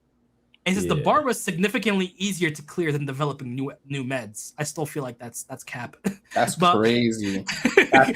Instead of coming up with a medicine, let me just recreate a whole new body. That's fucking insane. Because at that point, I mean, from a scientist standpoint, though, think about it. Like he's probably thinking like he would have to study and learn the disease on top of creating a cure. And how much time will he have to master that as opposed to literally already knowing human anatomy? Shit, let me just create her a new body. But that still is crazy. Like, fuck it, I'm gonna just transfer her consciousness and just that's crazy. And then he says, Akabi died a short time later. Yeah, I wasn't sad. At least not at that point. I plugged away in a race against time. I preserved Akabi's brain, so he can also digitize someone's brain, and succeeded in extracting, digitizing, and creating a backup of her memories. About 9 months after my daughter's death, she was abruptly completed. She had Akabi's voice, her exact appearance, plus her memories, but she was a total stranger. She definitely retained Akabi's memories in full, yet she wasn't Akabi. It wasn't just her personality, her humanity. It's difficult to explain, but it seems that human's consciousness is more than just an aggregation of memories. I kept remaking her, but each time she was someone other than Akabi. Even if I could create a new person, it was just not possible to reproduce the one who existed before. I realized that this was the domain of gods, a world that humans were not meant to step in, and it finally hit me that my daughter no longer existed. That's when he appeared. I find this super weird.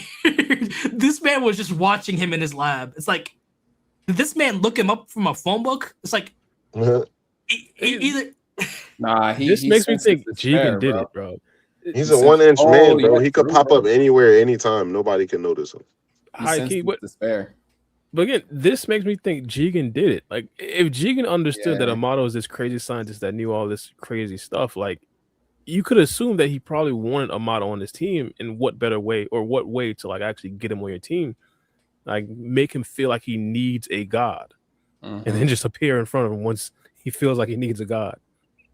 When all else fails, call upon God, and then I'll appear to you. Just so happened, like just at that point where he really wanted a god, just so happens Jigen pulls up. Just so happened the fucking devil pulls up on you. That's how it always happens, bro. Damn, the devil on his shoulder, which is funny because he can't do that, and he did that like on Koji. But it's just it's really interesting that Jigen knew about this man, but no one else did. Like Shikamaru couldn't Google search him, he couldn't Ninjapedia search him. He's just this mastermind in biotechnology and like digital technology, but no one knows who he is. May be outside of the 5 great nations, though. Like that's why nobody knew about him. Yeah, I think he's probably not even in the nation. There's a good chance he's not even in Japan. Yeah, he's probably on the other side. Right, he does look like he's from fucking London. So the parts of the country that Sasuke traveled to in the novels, on the other side of the world. So probably. He looks like he's from Uruguay, so that makes sense. Nigga said Uruguay. From Hungary. It could be. No. Regardless.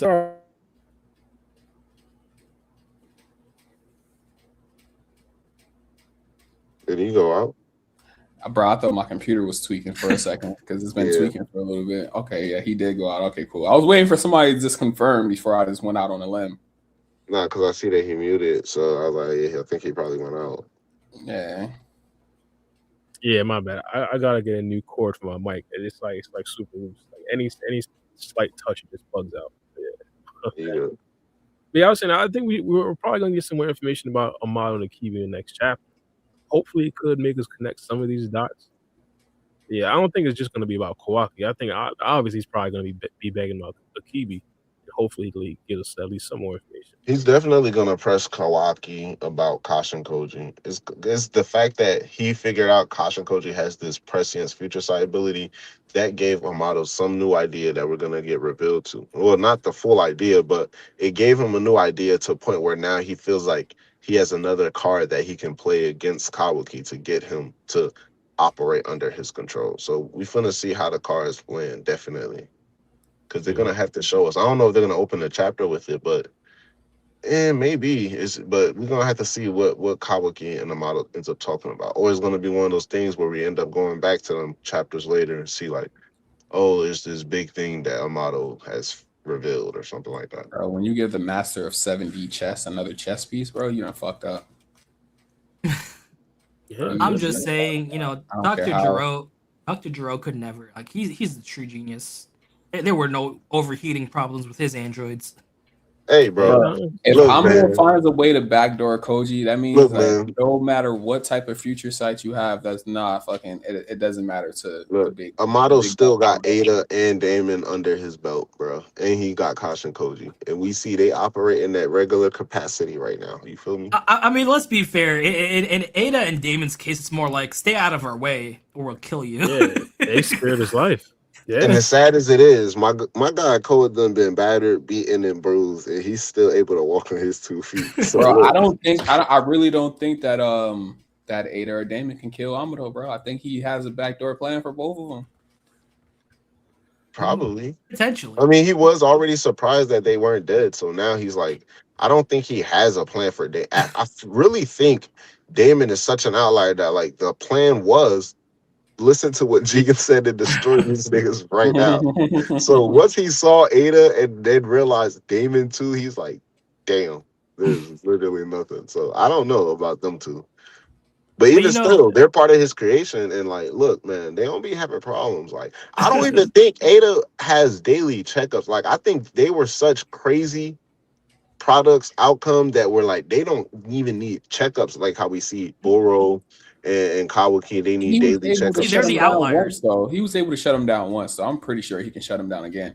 And that shutdown switch, they don't remember being shut down, so they probably don't even know they have a fucking shutdown switch. we got to see how they was able to get shut down. All we know for a fact is that Bora was tasked with destroying them, but he sealed them away because of Ada's influence. So I mean, I wouldn't be surprised if Bora just paralyzed them, because if his poison is just like out in the air, I don't think that's something Damon can like reflect if he just breathes it in. Bro, I just see Amado saying some shit like toast and avocado, and they fucking get shut down. Or some shit. Like, damn, dude tells Damon it's time for Bluey. It's time for Bluey. Bluey. Yeah, anything. You know, he say Teletubbies is over. Damn, bro, hold on. This is gonna be a juvenile ass statement, but I never knew that the Bluey and all those dogs was girl dogs, bro. The whole time I had my son watching, I'm thinking they're like little boy dogs. It's found out that they're girl dogs. I mean, it doesn't really matter, but. You legit the just kids, Bluey and her sister and stuff like that. Yeah, bro, I just found this out. My son's been watching Bluey for like 2 years. I just found this out. I ain't gonna lie, bro. It's been times where me and the niece and nephew be watching Bluey, and then I'm low key just watching the episode myself. Bro, that's what got me with Spidey and his amazing friends, bro. I'll be sitting there with my son is watching it. I'm 7 episodes in now. Now your cartoons could be addictive. It could be addictive. He done walked off and went to go play with toys or some shit. I'm sitting there watching Spidey and his amazing friends. Yeah, the craziest thing I'll be scrolling on Twitter, and sometimes I'll be seeing like old school Tom and Jerry scenes, and like they're still addictive. It's still addictive, even though you can't hear anything. Like, Tom and Jerry is so good, bro. That shit is so good. That's the only cartoon that they didn't talk the entire fucking episode, and you just sat there and watched it. Yeah, there was no dialogue, just a whole bunch of fucking fuckery. Yeah, 100%. Go back even further. There was no color. And it was still entertaining. Like, it's crazy. Yeah. Oh, I ain't gonna lie. I did want to talk about some One Piece lore, real quick. This is when I do my Homer Simpson meme.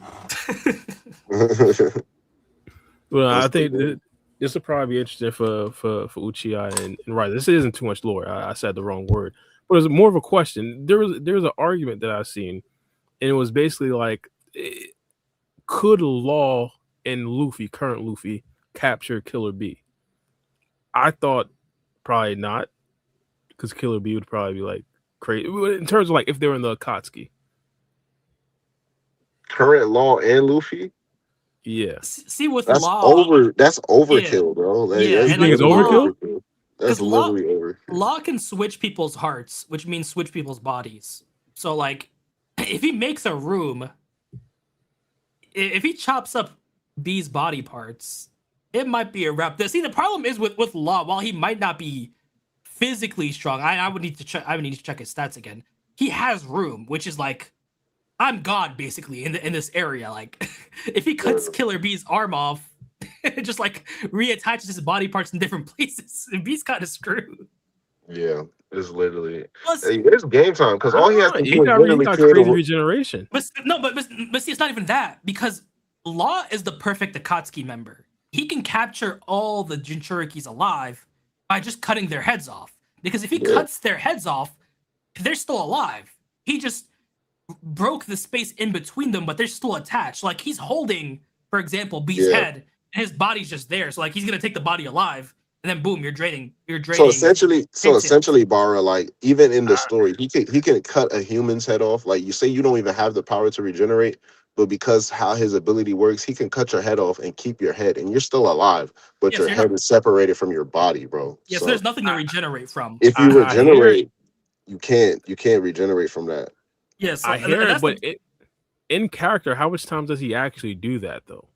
A lot, surprisingly. A lot. He literally it's times where he cut. It's times where he cut niggas' heads off, separated from their body. It's times where he literally went around to mad top tiers, collected their hearts, and held people hostage. Yeah. Like, they couldn't do nothing across the world just because they knew he had their heart, bro. Exactly. Like, do what I want, or I'm crushing your heart. He literally has your heart in a cube. Yeah. He could also switch your hearts, which would switch your body. So like, what's stopping him from switching B's body with some like random cloud ninja and just hauling B there? It's like the problem is with Law. Yeah, it's Law is two hacks. Law is two hacks with the I think it's the Opie fruit, or it's just two hacks that it becomes a situation to where it doesn't even really matter how strong physically Law is. If he just has a room around him, he's God in there, and like, Dude Yeah, snaps his and fingers. basically the best counter where we seen people counter it is literally they try to attack him before he activates his room, and they get him basically in down moments in between, and even within the room, you have to be faster than when he blitz. Because soon as he activates the room, it's not like he never BSs. When he activates room, he's right in front of you within the next instant, and he's doing what he already planned to do. You feel me? So unless you're able to instantly teleport out of the room soon as you see him activate it or stay out of his territory, like it's game time, bro. You're And hell, to be honest, if Law was part of the Akatsuki, Orochimaru would be out here salivating. Dude would want would want Law on his side because A, Law could give him infinite bodies, but also Law can do the immortality procedure, which would make Orochimaru immortal. Anyway, so and then Law on is top just of that, and then on top of that, they said current Luffy. that's He just going he overkill. going Yeah. he going to shoot a tail Killer B gonna shoot a tail B bomb at Luffy. Luffy gonna turn it into bubblegum, spit it out, turn it into a sun, and throw it back at Killer B. like This like is like You know like you what? could ridiculous. I'm like you could assuming. argue some of the higher tier Naruto characters blow up the planet, but like if we're going like all the way to B, like B's dead. Like just with Law, he's gone. He's gone with Yeah, Law. Like bro. unless you're destroying the planet and like you're doing a Naruto multi-Rasen Shuriken bullshit to like blow up the planet, you're not really doing anything unless you start Both of talking them to about capture B is crazy. yeah. It's more of a conversation if you say pre-time skip, but even then it's still like It's because still Law. Law law can just pre-time skip yeah. was still cold with it, but like pre-time skip, at least Luffy is that much more like manageable. Because like right now, one of them, Law or Luffy, they capturing Killer B with ease, bro, and they making it back in time for lunch with Like ease. unless you're Is like that shit- Momoshiki potentially destroying the planet, that's just overkill, especially with the hacks. Like the Jinchuriki can't do shit. Like I'm taking your heads off. I'm taking your hearts off. We're hauling you down. We're hauling you down to pain, and we're taking your tailed beast. It's like there's no real counter for that once you're in room. At least for someone like me. Yeah. What do And you then what think? happened? I forget because I'm trying to think. When he activated Room on Kaido, was it like his sword couldn't penetrate all the way, pause, or was it like what happened when he did it I against think Kaido? I think it might have been that, but also like hockey negates like depending on how strong your hockey, you're negating double Yeah, foot I was about to abilities. say, yeah, that's So the like the only other situation is way. B's not negating it. Like as far as we know, like B doesn't have anything that's gonna negate a double foot ability. We could say B's stronger physically than Law, but the problem is once And he's he in could that probably blitz room. him. But the problem is once he's in that room, you know, B's gonna by the time B finishes rapping, B's gonna get cooked. Yeah. If we try to equate hockey to chakra, we could say B has to literally coat his body in chakra strong enough to the point where he can negate the chop in the room. But like Yeah. within like You if he's fighting Law and Law's just going for a regular swing with his sword and he's using like his hockey, yeah, B can probably regenerate from that or block it or do whatever. But like soon as he activates the room, bro, he don't need to coat his blade in nothing. It's just like he's separating the space between anything he cuts. and then the situation with Luffy is overkill. Like unless you're bringing the high tier characters, B's getting clapped. Like that's just Yeah. overkill. Like, yeah, ain't nothing B could do to Luffy, bro. Luffy might literally No, turn B. He might literally turn B into a jump rope, just like he did. He might do B Nah, like we how gotta he stop. worse than Kaido, this. bro. Yuki beats Gear 5. We gotta be honest here. Bro, he turned Kaido into a jump rope, bro. He See, gonna turn. I like Eight Naruto Tails is more. beating Luffy. See, I like Naruto more, but even I can't give it to B. Come on, Like bro. if we bring up like someone like Kaguya, sure, but I can't give it to B. Gear 5 Luffy cinches it. Bro, I ain't even gonna lie, Maybe bro. I gotta tap into the lore more. I ain't didn't gonna know lie, Luffy bro. was moving like this. I ain't gonna lie, bro. When it comes to Luffy, bro, just the way from what I've seen, like watching him fight with Gear 5, like, yeah, it's things that can like counter it. Like you gotta be really, really strong to even counter it. But like, bro, he has so much fun. Like, even if Kage would have messed around and switched dimensions on Luffy, bro, that might give that man ideas you probably never wanted sparked inside of his head, bro. So See the problem. I don't even think Kaguya could really do nothing with Luffy, See bro. the problem with Gear 5 is he still has that stamina issue where he just gets like old and drained. That So, is like, true. But so, at like, this point, like towards the end, like, cause where I'm at in the anime, like he was using it a lot of times, and like throughout the beginning of the arc, he was turning old right after. But then there's other times where he just It took gets a really while, yeah. tired. Yeah, it just took a while for him to turn old. It's So just I'm the like, issue is these higher tier characters are gonna stall him potentially. So you start having that power scaling conversation. But with someone like B, like B got clapped by base bubble. Like yeah, bro. it's a situation where B can't really do much, and even Law by himself could arguably take him in alive potentially, depending on how that goes. Especially because just Room is just that crazy. Yeah, you staying away from Law, bro. Like Law is just a hack's ability. Like Law's ability is just hacks. It's just crazy. Like that's immortality right there for Orochimaru if he had that fruit. Probably, yeah. I'm thinking about it. I didn't know Law was that elite. I didn't know he was that elite. In my head, I'm thinking it's probably too much chakra for Law. I guess in One Piece case, Hakai. But in some situations, it probably doesn't matter for my guy Law. I It doesn't. You got to really have like Kaido is one of the top dogs in the verse. So like Killer B is not in that rank. So he not even if we equate it from hockey to chakra, I don't even think he got enough chakra to basically negate Law while he's inside of Room. He don't got enough chakra. All right, so put me on. So you guys are saying Luffy is probably up there with like, let's say a Kaguya, or he might even potentially be Kaguya. So Zoro, you'd say, is up there as well? You got to give me an opponent for Zoro to fight from Naruto verse, and I'll talk to you, and I'll tell you. I'm gonna give you a taijutsu guy. Let's say 8 Gates Might guy. Yeah, it's more of like his.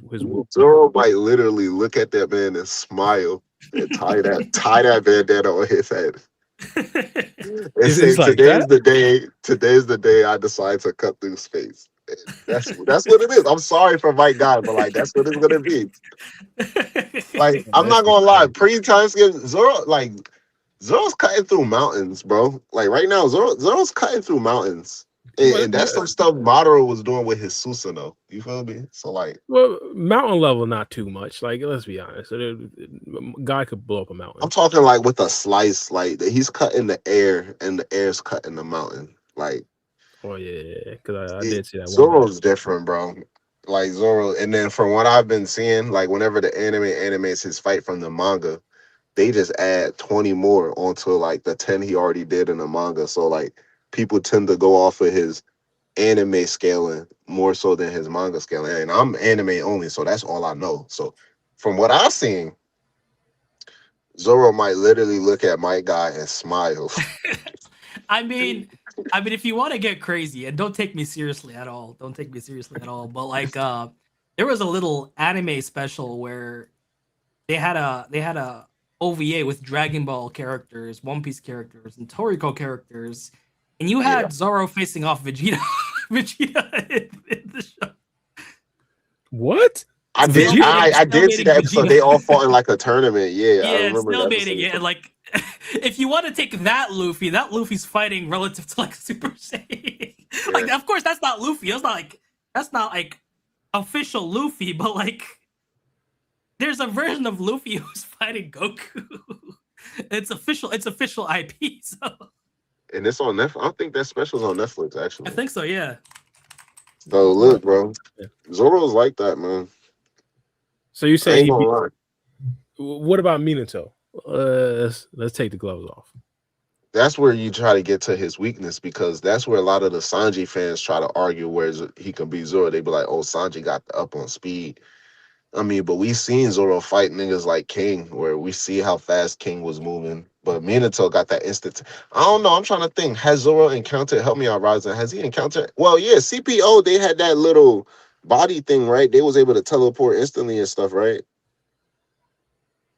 I think that was like the 6 powers where they had high speed movement. I don't remember if it was teleportation. I think it was just high speed smoke and mirrors, like. But when he was fighting Rob Lucci on Egghead, what was that stuff he was doing? Because he was popping in different places, and Zoro was trying to track him, and he was just popping all around. That was just fast. I know that was like one of the 6 powers. I think it was just speed. Yeah. Okay.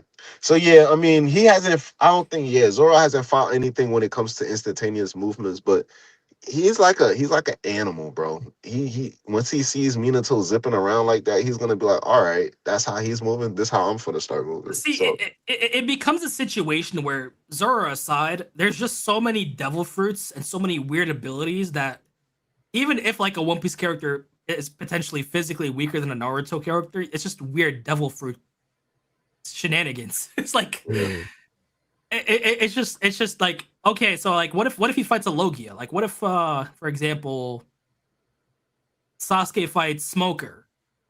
Sasuke would need a jutsu that can like negate smoke, because other than that, he's not gonna physically touch Smoker. what would his lightning do to Smoker? I have no idea, because you'd have to consider smoke interactions. Like for example, Enel. Well, we will have to then, because if we equate Haki to chakra, we will have to equate Sasuke's chakra levels in terms of coating his body. Is it strong enough to basically negate Smoker? Like how basically you use Armament Haki to fight a Logia. Yeah, That would like have to, that has to be a rule if we're gonna do yeah, it.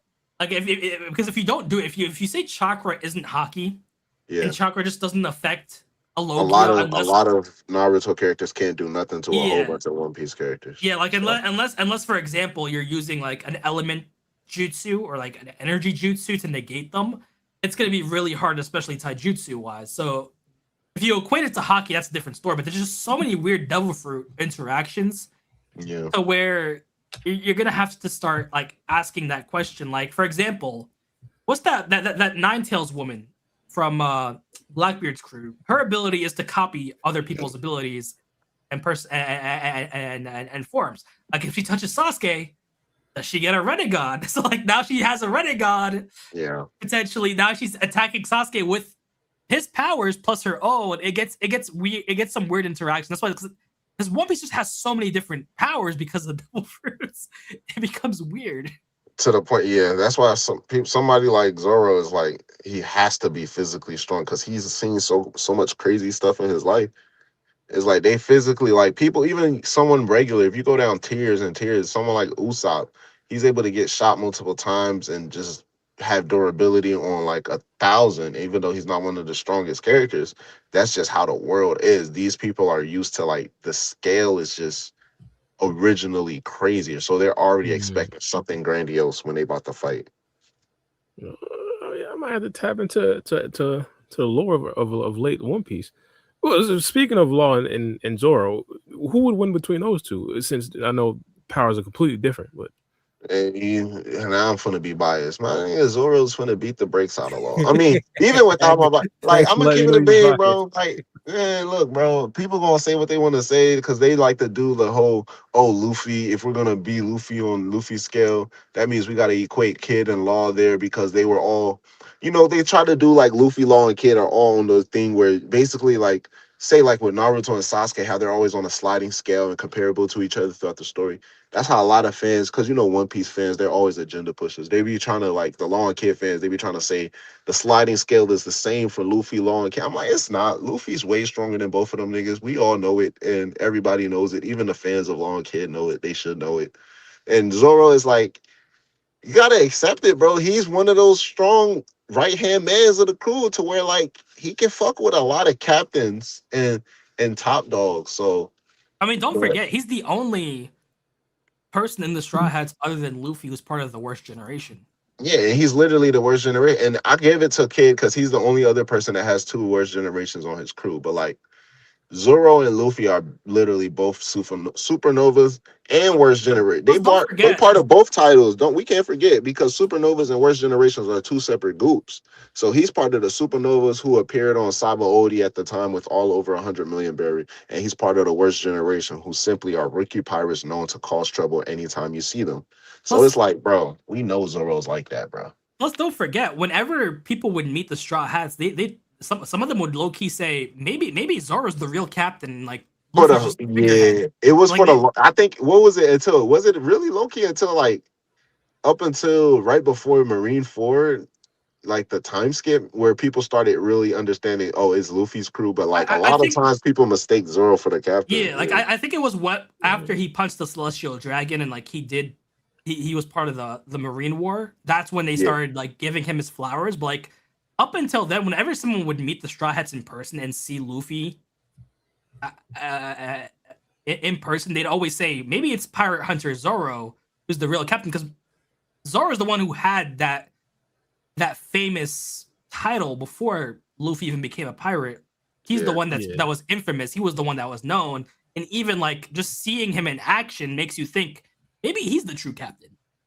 And Zoro's like that, and then even if we go beyond that, just on his character, like how he views himself. Like when the first, remember Ryzen, when the first arc out of the time skip, after we got through the fish man arc island, which was a little complicated, right? But once Zoro and all the crews together and they see Luffy, and then he found out Luffy just lost to dude on the Caesar Clown on Punk Hazard, he literally was yelling at him. He was like, bro, first of all, bro, I didn't spend these last 2 years training just for my captain to could come out here and lose to some damn clown, bro. You better get it together, or it's question. You know what I'm saying? Who wins a fight? Killer Bee or Buggy? Stop it. Nah, Buggy. Crazy. Buggy has the chop for. I don't know. I'm about to say, how can Killer Bee even rock with Buggy? Killer Bee got 8 swords, and Buggy can't. Mihawk cut down Buggy, and he just came back. No matter how much you chop Buggy up, he's gonna come back. Like Mifune would have a terrible time against Buggy. B would probably blow him off the side of an island or something like that with a tail beast bomb. Let's stop it, bro. You gotta give that man a disease, bro. I mean, Buggy is a high up on the food chain. Stop this. Yeah, I mean, Buggy is an emperor. He is one of the 4 emperors. He's literally one of the 4 emperors. Nah, I mean, charisma's a power too. No, realistically speaking, I mean, could a tail beast bomb hurt Buggy though? Because that would be the only way. Because he can't cut him. I mean, didn't he tank his own Buggy nuke thing, his Buggy ball or something? That was a pretty big explosion too. So if explosions, that's when I said, yeah, the durability on One Piece is crazy, bro. Like unless you equate chakra to hockey, maybe Buggy just keeps coming back. Yeah, bro. Nigga, the nigga Luffy died and came back and said, I'm trying to fight again, bro. Like, it's just different out here. Yeah, that's wild. That's wild. Does Zoro beat Yamato? One Piece Yamato. One Piece. Oh, that's. What do you think, I Bryson? pronounced her name completely wrong. But yeah. Damn, what do you think? I actually don't know. I mean, because low-key, if we're gonna go off of fees, I'm gonna be honest. I'm speaking from a bias. The way that Zoro injured Kaido, do you think that's like Yamato injured Kaido on the same level, or nah? We might have to give it to Zoro, but see, the problem is Zoro got stronger after that arc. Well, we don't know what Yamato's been doing. So, like with the main characters, we know they've been getting stronger. We just don't know what the other characters are up to. So maybe we just have to give it to Zoro, I guess. Like for now, unless Yamato just comes up with a brand new power level or something. Yeah, I guess I would give it to Zoro. Yeah, which is crazy. Which is crazy because Mihawk still doesn't see Zoro as a challenge. So like, when are we getting Mihawk's full power? I'm not gonna lie, man.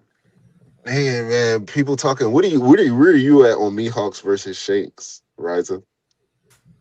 That's the real question. I think as a swordsman, because Shanks doesn't have his arm, as a swordsman Mihawk wins. But as like a full-on fight, it might still be Shanks. Straight up, I'm saying like straight up fight. Yeah, I think it's still Shanks. Yeah. Which is crazy because then you have to realize that Shanks and or Mihawk alone could have just dismantled Kaido anytime they wanted to. They just didn't care enough. That's true. And Blackbeard. I mean Whitebeard. I be saying, bro, I be trying to tell people you gotta give it to Shanks because I agree with people. I'll be like, yeah, he's a stronger swordsman. Mihawk is definitely. But if you even allude to basically their history and their past, it's like in terms of like what you said, like they duel with swords, so it's like straight up a sword battle. So anything that has to do with me besting you with my sword or you besting with mine. So in any situation where maybe Mihawk de-swords Shanks or something like that, and he holds the sword to Shanks next, obviously because they're both not dead, and we know they had many battles, that could be something where Mihawk considers a W or because at the end of the day, like the vibe I've gotten from Mihawk is he usually only challenges swordsmen, and like Shanks still has a sword, but Mihawk didn't want to fight him in a sword battle anymore because he lost that arm. But like in a full on fight, it would have been a whole fight. different type of fight, and that's not what he's looking for. He wants a sword fight. Yeah, bro. Because I'm asking, like, how do you think Mihawk could beat Kaido? I mean, if or it makes sense, like what you said, he hasn't Yeah. challenged someone like Kaido. Because if he just wanted to challenge strong people, Kaido would have been on his list to challenge. And think about it this way: if Zoro is in that ballpark, right, and right now he's gotten stronger, so like put him relative. And if Zoro's still not a match for Mihawk, then it's above him. I mean, it's like it's below him. And if you're arguing that Shanks is still stronger than Luffy potentially, then he is. Yeah. Because my whole thing is, bro, there's a whole war going on, and we've seen Kaido's personality. Good luck trying to stop that man from joining a fight. He's determined to 100%. join. And Shanks stop him and then stop to like. That's the thing about it. It's good if they would have given him the accolades. They would have been like, oh, you know how they present the newspapers after arcs. Oh, Shanks stopped Kaido to prevent him from approaching the war. But this man did that and single-handedly stopped the war himself. I'm like, yeah, bro, we can't sit here and say 100%. And if Mihawk and Shanks are in that same tier, then they're just still infinitely stronger than the Straw Hats. That makes it look really funny as hell that they could low-key take care of these issues, but they just don't care enough. They just you saw what he did to Kid's crew, bro. It was actually like sad. Begging for mercy. It was sad, bro. And I'm like, this is already after like Kid, and mind you, Kid already experienced, well, so quote unquote thought he experienced what he could from Shanks's crew. And then he really had all that tough talk. He saw what Kaido did, and then we see how he ends up against Shanks. And don't forget Bartholomew. And Bartholomew too. This man Shanks said, yeah, you might be Luffy's friend, but like this is a respect situation. If I let you go, I'm gonna have to let everyone go. And post them up as they leave. And it's like, yeah, Luffy, and he's peeping now. Luffy's may not be on his level, but he's getting so much notoriety and strength and clout that now his reach and name is starting to touch Shanks' territory. So it's like, like Shanks said, you know, we're cool, but at the end of the day, this is still big kid stuff. Let me go ahead and remind you. Yeah, let me remind you. This is like I can't let people thinking I'm weak. You crossed me. I gotta blow you up. Yeah. So Zoro's gonna be able to pass Mihawk by the end of the story. You know what I'm saying? Mihawk even believes Luffy's goal is greater in terms of becoming king of the pirates, and we know Shanks and his dreams were similar to Luffy at one point in terms of finding the One Piece, all that. So we can say, yeah, but let's hope Oda's telling the truth that this is the final saga, because I can't handle another 10, 20 years of One Piece. Hey, man, regardless if we're still going to get another 10, 20 years, because the Netflix version by Wit Studio, season 1 is dropping January. Bro, I'm telling you, Toei's gonna be in that room with Oda, and they're going to tell him, yo, give us One Piece Next Generation. Give us One Piece in space. It's happening. We already have aliens. We already have aliens in One Piece. Luffy can go on a space sea adventure. But at least... But at the very least, no, go ahead. But at the very least, give me an ending to the main story, because it's looking scary right now. We have people dying who never got to see the One Piece ending. So, like, at the very least, end that main story, please. Yeah. We literally got 4 IPs of the same story running. So we're gonna get it. And the way, even with, I know people don't like the Netflix stuff, but speaking from a fan standpoint and like watching the actual material, like, we already in season 2, and like we're getting hints from like stuff. Like there was a conversation in season 2, like we're in Drum Island at this point, and we all know in Drum Island when Nami gets sick and stuff, right? In the anime, and how the manga handles that part of the anime in the story. But in the Netflix part, there's a part where Sanji and Nami has a conversation where Sanji's giving Nami like some hot tea and stuff. And he actually starts talking about his mom and starts talking about certain things that we don't even learn about Sanji until Whole Cake Island. And I'm like, damn, like they really spilling some business right now. Yeah, so it's really becoming a more cohesive story. So I'm like, we getting hints. And even with the Netflix too, because I know it was speculation and more people now agree with like Dragon having a devil fruit, but like the Netflix season 2, they made it fairly pretty obvious very early that Dragon, like he has a weather devil fruit. Like they made it very clearly obvious. But see, the reason why I hate One Piece is because for the longest I tried to get my dad into Naruto, But now my dad's a One Piece fan because of the live action. That's like the no. only anime I can talk to my dad about is One Piece, and I just don't like that. It rubs me the wrong way. That's crazy. Wait, he preferred like live. He preferred like live action stuff more than anime. No. See, he watched the live action of One Piece, and that's what got him into animated One Piece. Oh, And I hate that because he doesn't like Naruto or like other animes. And the one anime that clicked with him is One Piece, and I just don't want to talk One Piece. Yeah, man. The One Piece Netflix, it has something for the fans, but I think it has something even more special for people who haven't seen the story and maybe just interested. Because I know even people in my household who watch the One Piece Netflix, they don't even watch anime at all, but they watch that. And I'm like, that's crazy. That's fine. I had no idea One Piece had a wider draw like that. I had no idea. Yeah, bro. Maybe Boruto should tap into live actions. I don't know. I mean, hopefully that movie does good because I approach them differently still. I'm getting that Dragon Ball Evolution vibes from that upcoming Naruto movie. Unfortunately, Bro, Dragon Ball Evolution is crazy. Hopefully, but yeah, I know exactly what you mean, Ryzen. I just approach Boruto differently because it's just too different. It took me a while to even put One Piece over Naruto as a story, but like it's just a different whole thing. And you see, the problem is it's always your preference. I think it's just the preference thing because they're both great. See, the problem is One Piece is just so long that it can continue to improve. Meanwhile, Naruto's just a finished story at this point where you only really have the sequel. Man, people don't really tap into sequels. I'll tell you, Ryzen, when I got to Enies Lobby, bro, I was like, at that, I remember, bro, I paused one episode. I was like, yeah, bro, this might be the greatest anime ever created. At that point, I was like, yeah, One Piece. And I didn't even reach Marineford at that point. And I was like, yeah, One Piece got it over Naruto. And I was already doing Boruto stuff and all that at that point. I was like, yeah, One Piece got it, bro. See, here's the problem. The reason why it took One Piece so long to like gain notoriety in the West is because of the 4Kids dub. The 4Kids dub just turned so many people away, and I was one of them. My experience with One Piece was the 4Kids dub. I said, the hell is this? Let me go watch Pokemon. It wasn't until like 2011 or like when they started doing like when they did the OVA thing with Dragon Ball. I said, wait, maybe I should give One Piece another chance. And I said, oh wait, there's another dub of One Piece? Hang on, this is different than I remember.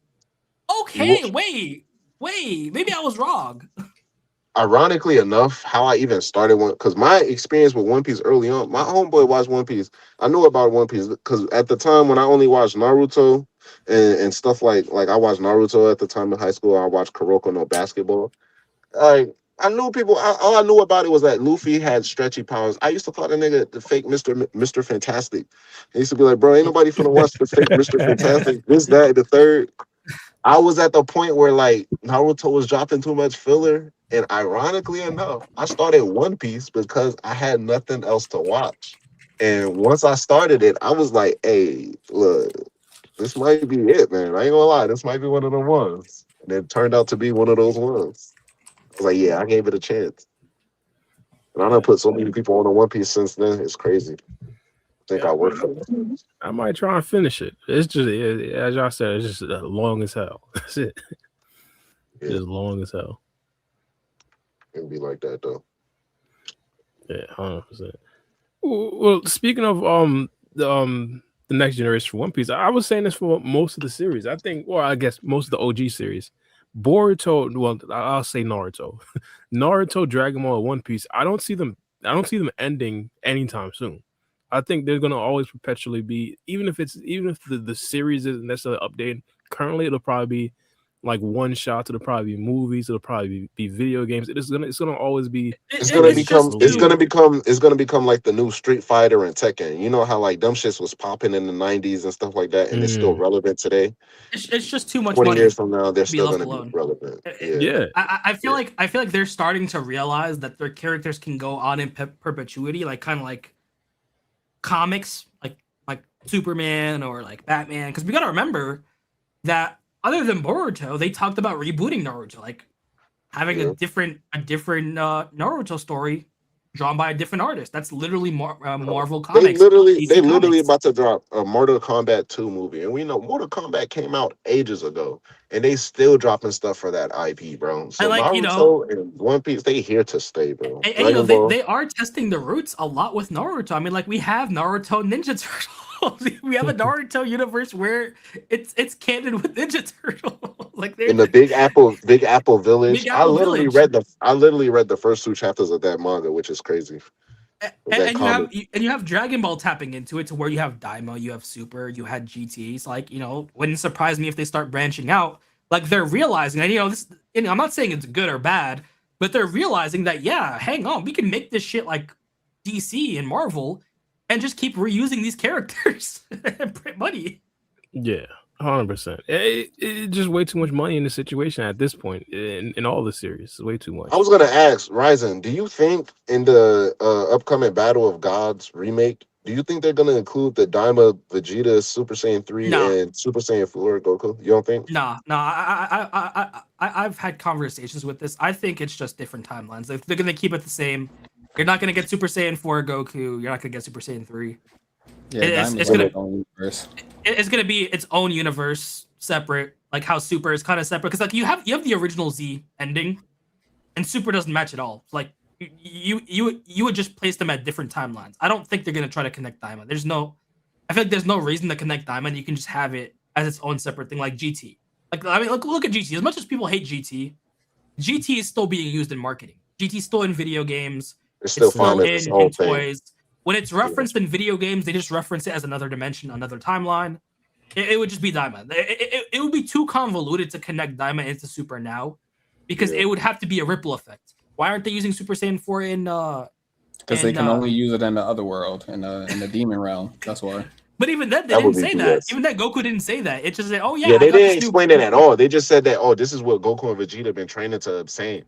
And Goku and Vegeta both had Super Saiyan 3 and 4. I'm like, because I just rewatched that shit in English, and I'm thinking like in the last episode they explained it, because I was watching it when it aired week by week at first. So that's how I was watching it at first. I didn't get to binge it, but on my rewatch, I was like, they didn't even explain it in the last episode. Like going forward, if they lost those powers, they just made it seem like Vegeta has Super Saiyan 3 and Goku has Super Saiyan 4. So I'm like, and like especially for Vegeta just trained and got Super Saiyan 3, so he has that.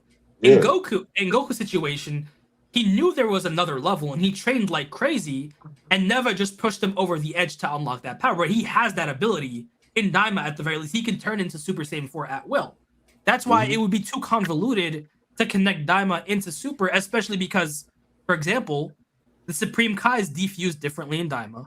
Because he did the same thing to what he did to Majin Buu in the Dragon Ball Z when he explained to Majin Buu his transformations. He literally did that to King Goma and Daima after they got their adult transformations back. He went through Super Saiyan 1, 2, 3, and then he was like, this is your level even beyond. And Vegeta was surprised, because his surprise basically insinuates like, wait, this isn't just the Namekian. Kakarot knew about this possible transformation, because he just willingly like powered up and went to Super Saiyan 4. So I'm like, bro, it's got to be different. 100%. There's no brute waves on Earth. It's only in the demon realm. But even then, once he got it, it's there. Like he never said, "Oh yeah, I can't transform into this again." He never said he couldn't either. It's just we have to admit that like Dragon Ball has gotten so big that it's not going to be one cohesive timeline anymore. You're going to have multiple branching timelines, like GT. GT is its own continuity, but they never said forget about GT. The only thing they ever said forget about is Dragon Ball Evolutions. That's because it's just trash. And like a money loss issue. But GT's still profitable. GT's still being fed in games and mobile games. I'm not gonna lie, regardless of the inconsistencies, Daima was a fun watch, and I'll even say that today, fresh off a rewatch. But it doesn't even have to be. It doesn't even have to be inconsistencies. Yeah, it's just a sequel to like the Buu Saga. It's its own thing. It's its own thing. Like it doesn't break anything on its own. It's just if you try to connect it to Super, that's what breaks, and it mostly breaks Super. It doesn't break Daima. Bro, I don't know. I've seen just part of the timeline where Super Broly 2 was revived. That's what I seen Justin Chatwick in Kakarot, so I don't know. Yeah, he was in Kakarot, bro. He's a playable character. But yeah, like I get why people kind of wanted to connect, but like it's like you're not gonna connect every Superman storyline to Superman. That's not gonna happen. Like I feel like we just Comic books, they're a whole different. They just do. They got 30 different authors for every different comic superhero, and they 30 different authors each did 50 different stories. So you got issues 1 through 100 and billion, a million.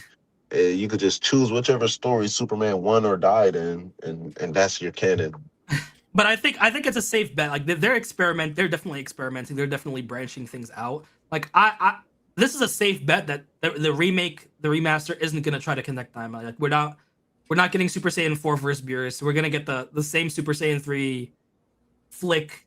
He's knocked out, and then there's no They're just reference. doing that. They're making it like they're dropping it episode increments, right? Yeah, it's gonna be episodes.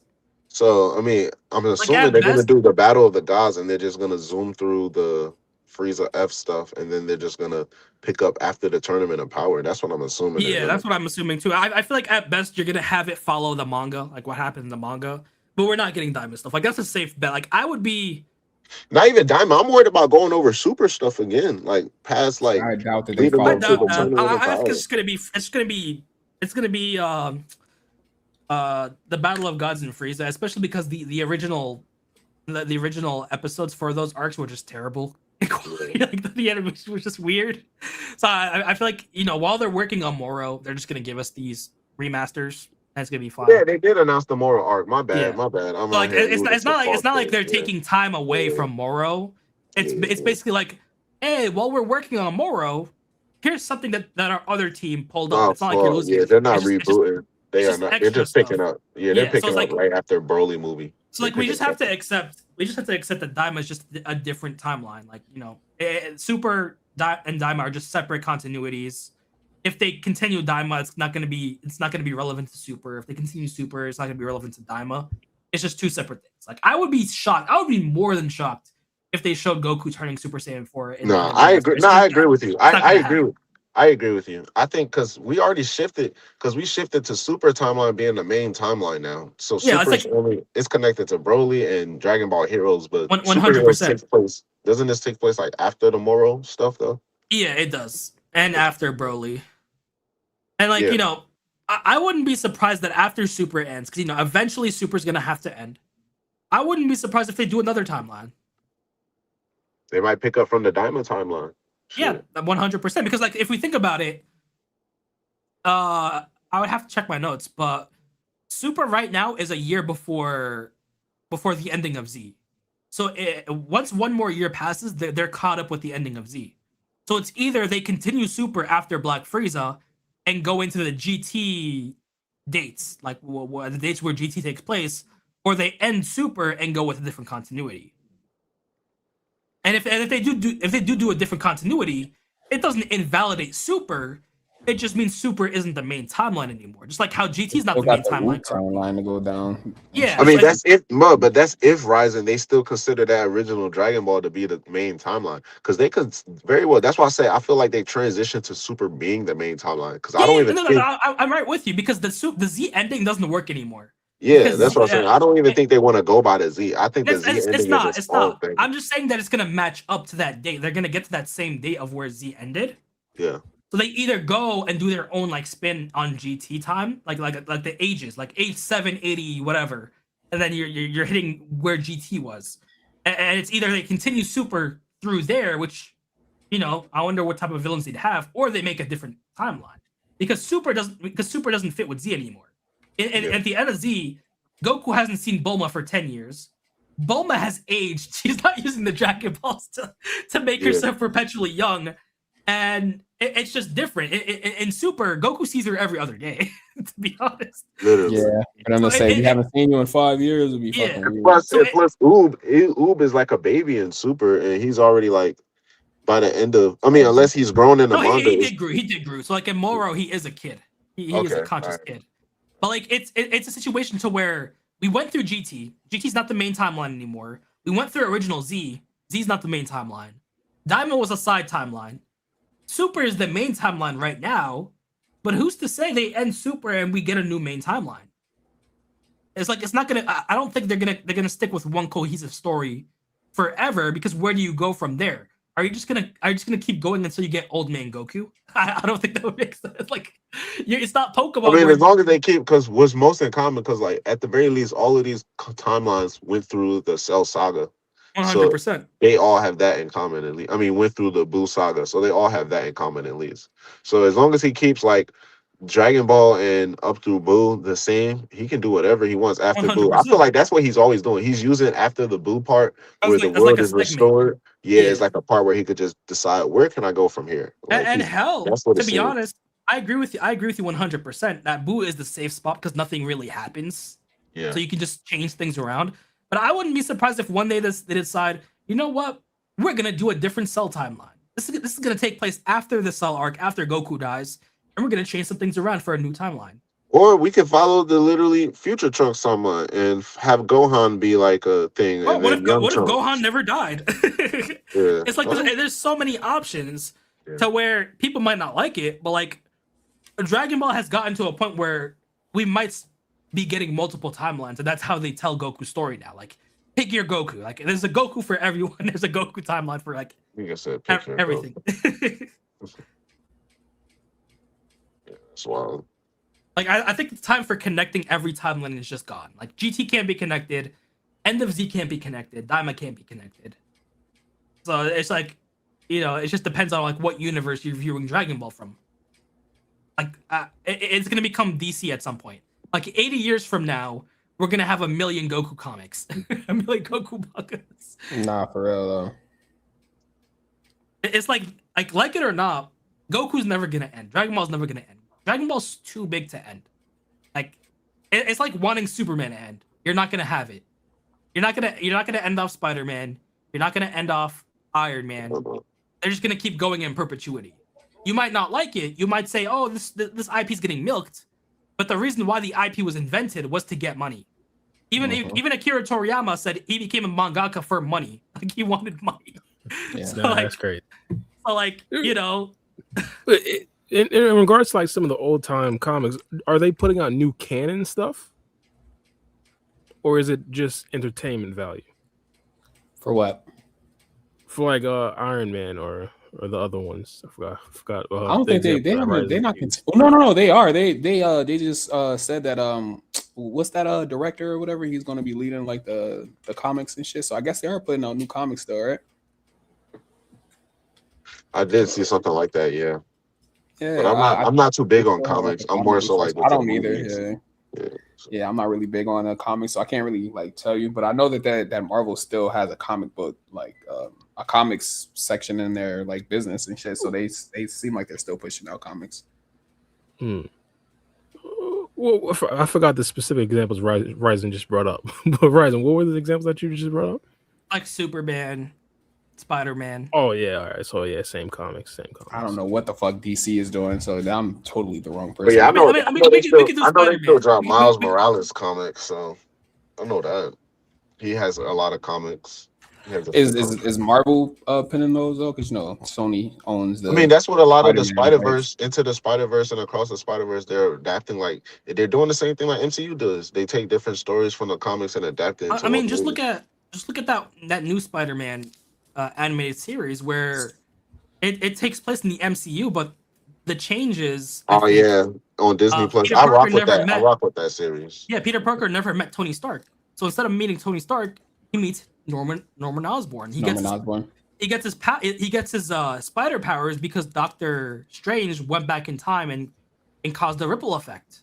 Yeah. So that rippled effect to where Tony Stark is still there, but Peter Parker never meets Mary Jane. He never meets Ned because the school got destroyed, so he transferred to a different school. So that's the ripple effect. That's how you make a new timeline. Yeah. Have y'all been watching Spider Noir or whatever? Not yet. I added it to my watch list. Yeah. My girl was watching it every day. And I was like, she was on episode 3. She was like, why don't you want to watch it? Because you on episode fucking 3. What the fuck would I sit here and watch it from episode 3 on? We gotta watch episode 1 and 2 first. No, yeah, 100% respect it. How long is it? I don't know. I think it's like 8 episodes. Yeah, it's not that long. Oh yeah, so you might. I'm thinking it's probably like 30. It's like more of like a detective show though. It's like I I mean, but yeah, it's like Some it's black like and white and shit. so it's like an hour episode. So still, You know, there's some Yeah, black that's and white. But I heard that what she said, I don't know how much I take everything she says with a fucking grain of salt.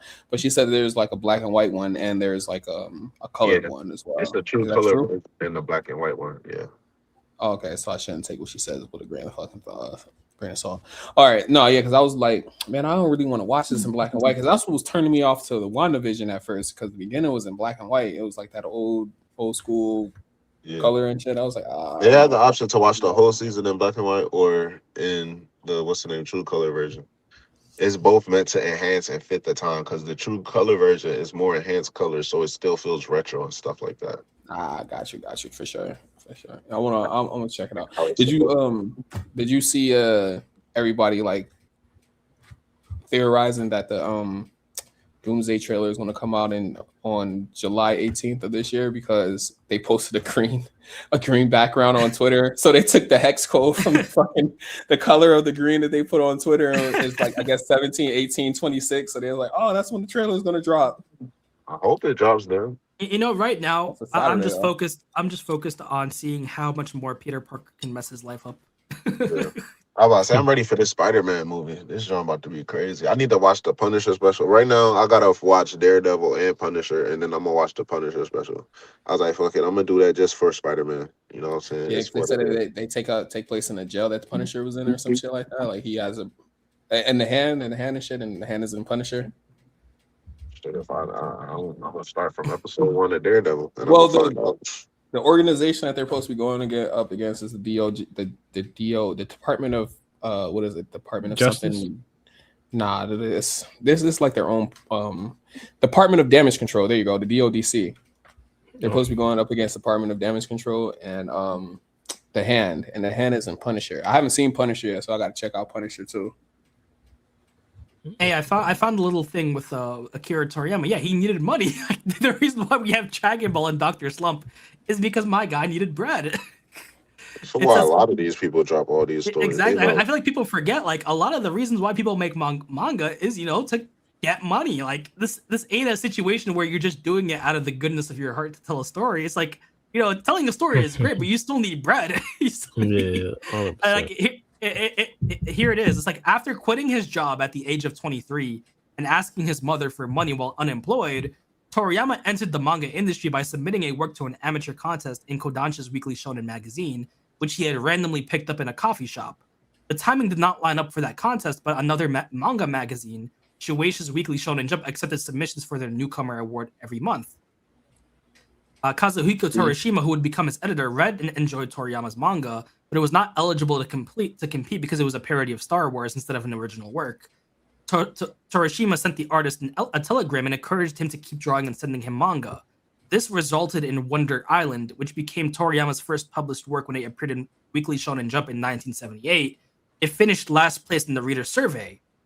Toriyama later said that he had planned to quit manga after getting paid, but because Wonder Island 2 was also a flop, his stubbornness would not let him, and he continued to draw failed stories for a year, claiming around 500 pages worth. So he kept just going and going until he got to Dr. Slump, and Dr. Slump became a hit. But initially he started just because he needed money.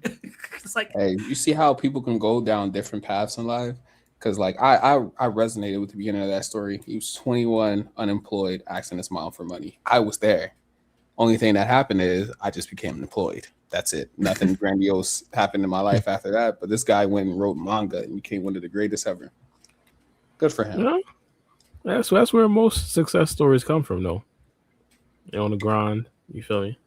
They ain't got nothing else to do. They just rock out. They hit a break, as they would call it. I wonder, was his mom giving him money though? Was she like, nah, fuck off? I guess it was fuck off because he drew manga. No, she probably did loan him some money, but probably not enough to like move out the house, get his own apartment, start a family, that type of thing. But loan him the money to start his manga career. It's possible. It does say they didn't want him drawing manga, so I guess they said go back to work. Yeah. Which is most parents would. Yeah, it's like your parent and your kid come up to you and says, "I am going to be the greatest rapper who ever existed." Like, bro, what is crazy and like get a job. And but it's funny. It's funny that Kishimoto and his twin brother both became mangakas. Who the hell is his brother? He has a twin brother. like identical twin, or are they just the same age? I'm pretty sure it's identical twin. Who the hell is his brother though? And I think I remember him talking about Sasuke and Naruto's relationship being a mirror for their relationship. No, I wish I had a twin brother. Who's the Sasuke? The most bizarre shit. Yeah, here it is. It's his name is Seishi Kishimoto. He has one. I remember seeing one of his mangas, and the character looks like Minato low-key. Was it good? A twin and we might need to put him on. Copied off of his older brother. That's what happened. We might have to put he done got famous off of it. It's always the second person who do it get famous. I think it was Blazer Drive. Yeah, here it is. Imagine being a twin and then your brother is like the bigger one and you just look like a copy of the version. Yeah, nah, that's crazy. For the rest of your life, you're gonna be like, "Yo, you look like Kishimoto." I'm the other Kishimoto. I'm 2 hours early. I'm 2 hours older than him. What the fuck? Damn, dude's just walking out down the street. Say, wait, is that the mangaka for Naruto? I said, no, that's my twin brother. I'm the other Kishimoto. Bro, I'll play it. Yep, I am him. I mean, he has successful works. It's just they're not Naruto level. Yeah. Yeah, he's the younger one. So Masashi Kishimoto is the older one. So he's the younger twin. So the older twin is the bigger. The older identical twin is the bigger success. I don't know if that's better or worse. That's like staying in your older brother's shadow. Yeah, 100%. He's only older by 76 seconds. He's older by a minute. That minute decided everything. Man, damn. That is insane. Damn. And they came from the same sperm. Like they just fucking like they're identical. Yeah, you're identical twins. The sperm splits inside the egg. He's right. The egg just split. It just splits. If you was fraternal twins, y'all just made it to the egg at the same fucking time. But they're fucking identical. It's interesting that they both wanted to become mangakas. They're both they're the same artists, sperm, and they have a similar art style because this man literally draws almost just like Kishimoto. And it even says speckle of nut. It even says Seishi and his twin brother Masashi have been drawing manga together since early childhood. Thus, their styles are similar. As a result, each of them has frequently been accused of copying the other, not just artwork, but story elements as well. Seishi himself notes that the similarities are not intentional, but are likely because they were both influenced by many of the same things. No, they're identical because they're identical. Bro, if you're the same speckle of semen, then I expect you to have identical ideology. I bet their parents were like, "The fuck did we do? They're both drawing." Yeah, 100%. They probably thought as parents they were failures at a point. Both of our kids gonna do the same thing. Jesus. It's like, damn, the older brother wants to become a mangaka. We don't think he'll succeed. Let's go check out what the younger brother. Oh, he wanted the same thing. Both wasting your lives. Oh, but guys, I'm getting tired. I'm not gonna lie. I think Black already sleep. Nah. But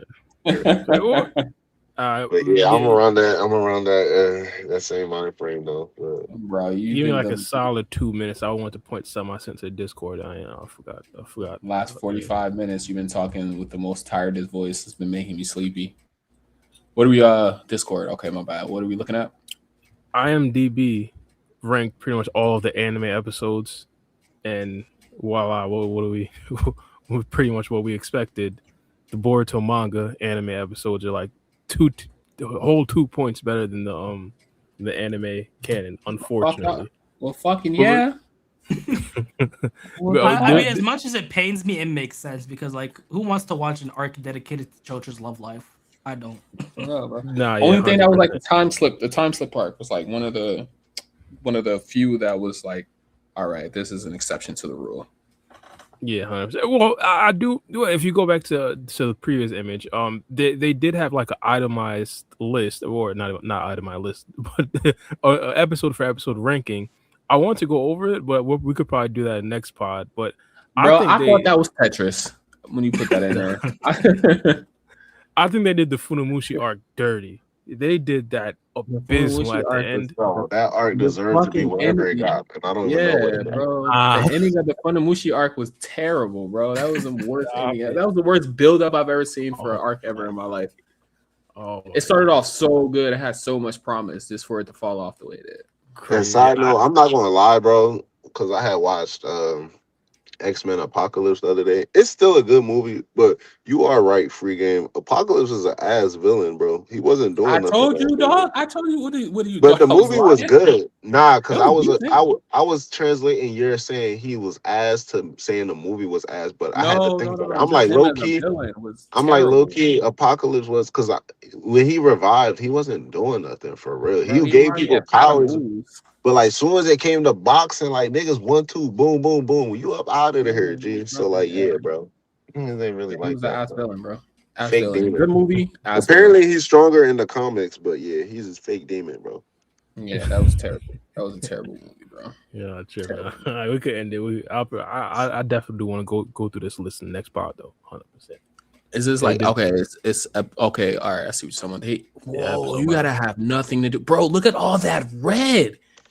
Yeah, That look like a Pyru neighborhood right there. God damn. If I keep it a bean, bro, a lot of the episodes probably do deserve that because realistically speaking, it's a hard sit through to watch that shit. Especially bro, this is like all at the tail end of Boruto though. Like that's where it is saying like it starts off all right, it's decent. Then it just gets fundamentally terrible after that. Like there's no I mean, they're bugging. Well, if that's the case, they're bugging because them last like 50 episodes, that was the best stretch of Boruto we've had. So I thought so as well. Everything is under a 4.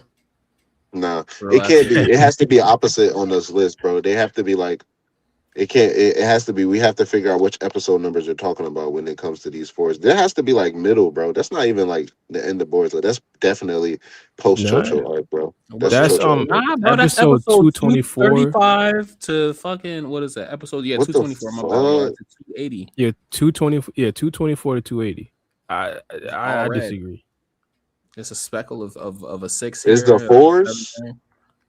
Yeah, they're in the 4s, 4s and 5s. Well, okay, so then I don't really respect the list because it's not realistically giving the bad episodes that actually deserve that don't have that, and these deserve to be all green and dark green. So like I don't know what the fuck these are like Ishiki and Kawaki arc episodes. No, nah. The Ishiki those were 9s. Those were 9s. And what are these episodes? I think those were Funamushi stuff. That's right after the manga finished adapting. Oh yeah, fuck yeah. What are we talking about then? Yes, that's what that deserves. Yes. Oh, so the green stuff right above is the manga stuff, right? Yeah. So episode 216 to 217, those were Ishiki versus Naruto and Sasuke. So yeah, those were 9, 9.5, 9, 9.4, 9.4. They're bugging when it comes to that time stick arc. It don't deserve to be in the red, and then the code arc started is trash because of the expectations. But like they're all like it should be nothing lower than like a yellow. But I agree. They did reds. They did reds across the board. Nah, the reds is actually. I mean, well, the reds for the time slip arc. Yeah, that's. I mean, not the time slip, but the maze arc with Boruto and Sasuke is. They're tripping. The novel, I don't know why. I mean, it is what it is if you want to feel about how that Sasuke arc when he was fighting the dinosaurs. But like that Funamushi stuff, yeah, bro. Come on, bro. We don't gotta talk. Yeah, come on, bro. I thought it was good. Yeah, I know you've been sticking up for it for the longest. Mm-hmm. You have. I dislike how they're glazing Gaiden over the Sune arc, but I'll take it. I'll take it. We do. We got to talk about this next pod for sure. Yeah, that's crazy. Well, all right, y'all. This was I don't know what I'm trying to say. I'm tired. But yeah, we'll catch y'all next podcast on Sunday, whenever. Yeah, probably next Sunday. Yeah, thank you everybody for tuning in, comment, subscribe, all that good stuff. Like up the pod. Yeah, we'll catch y'all later. Yeah. Later.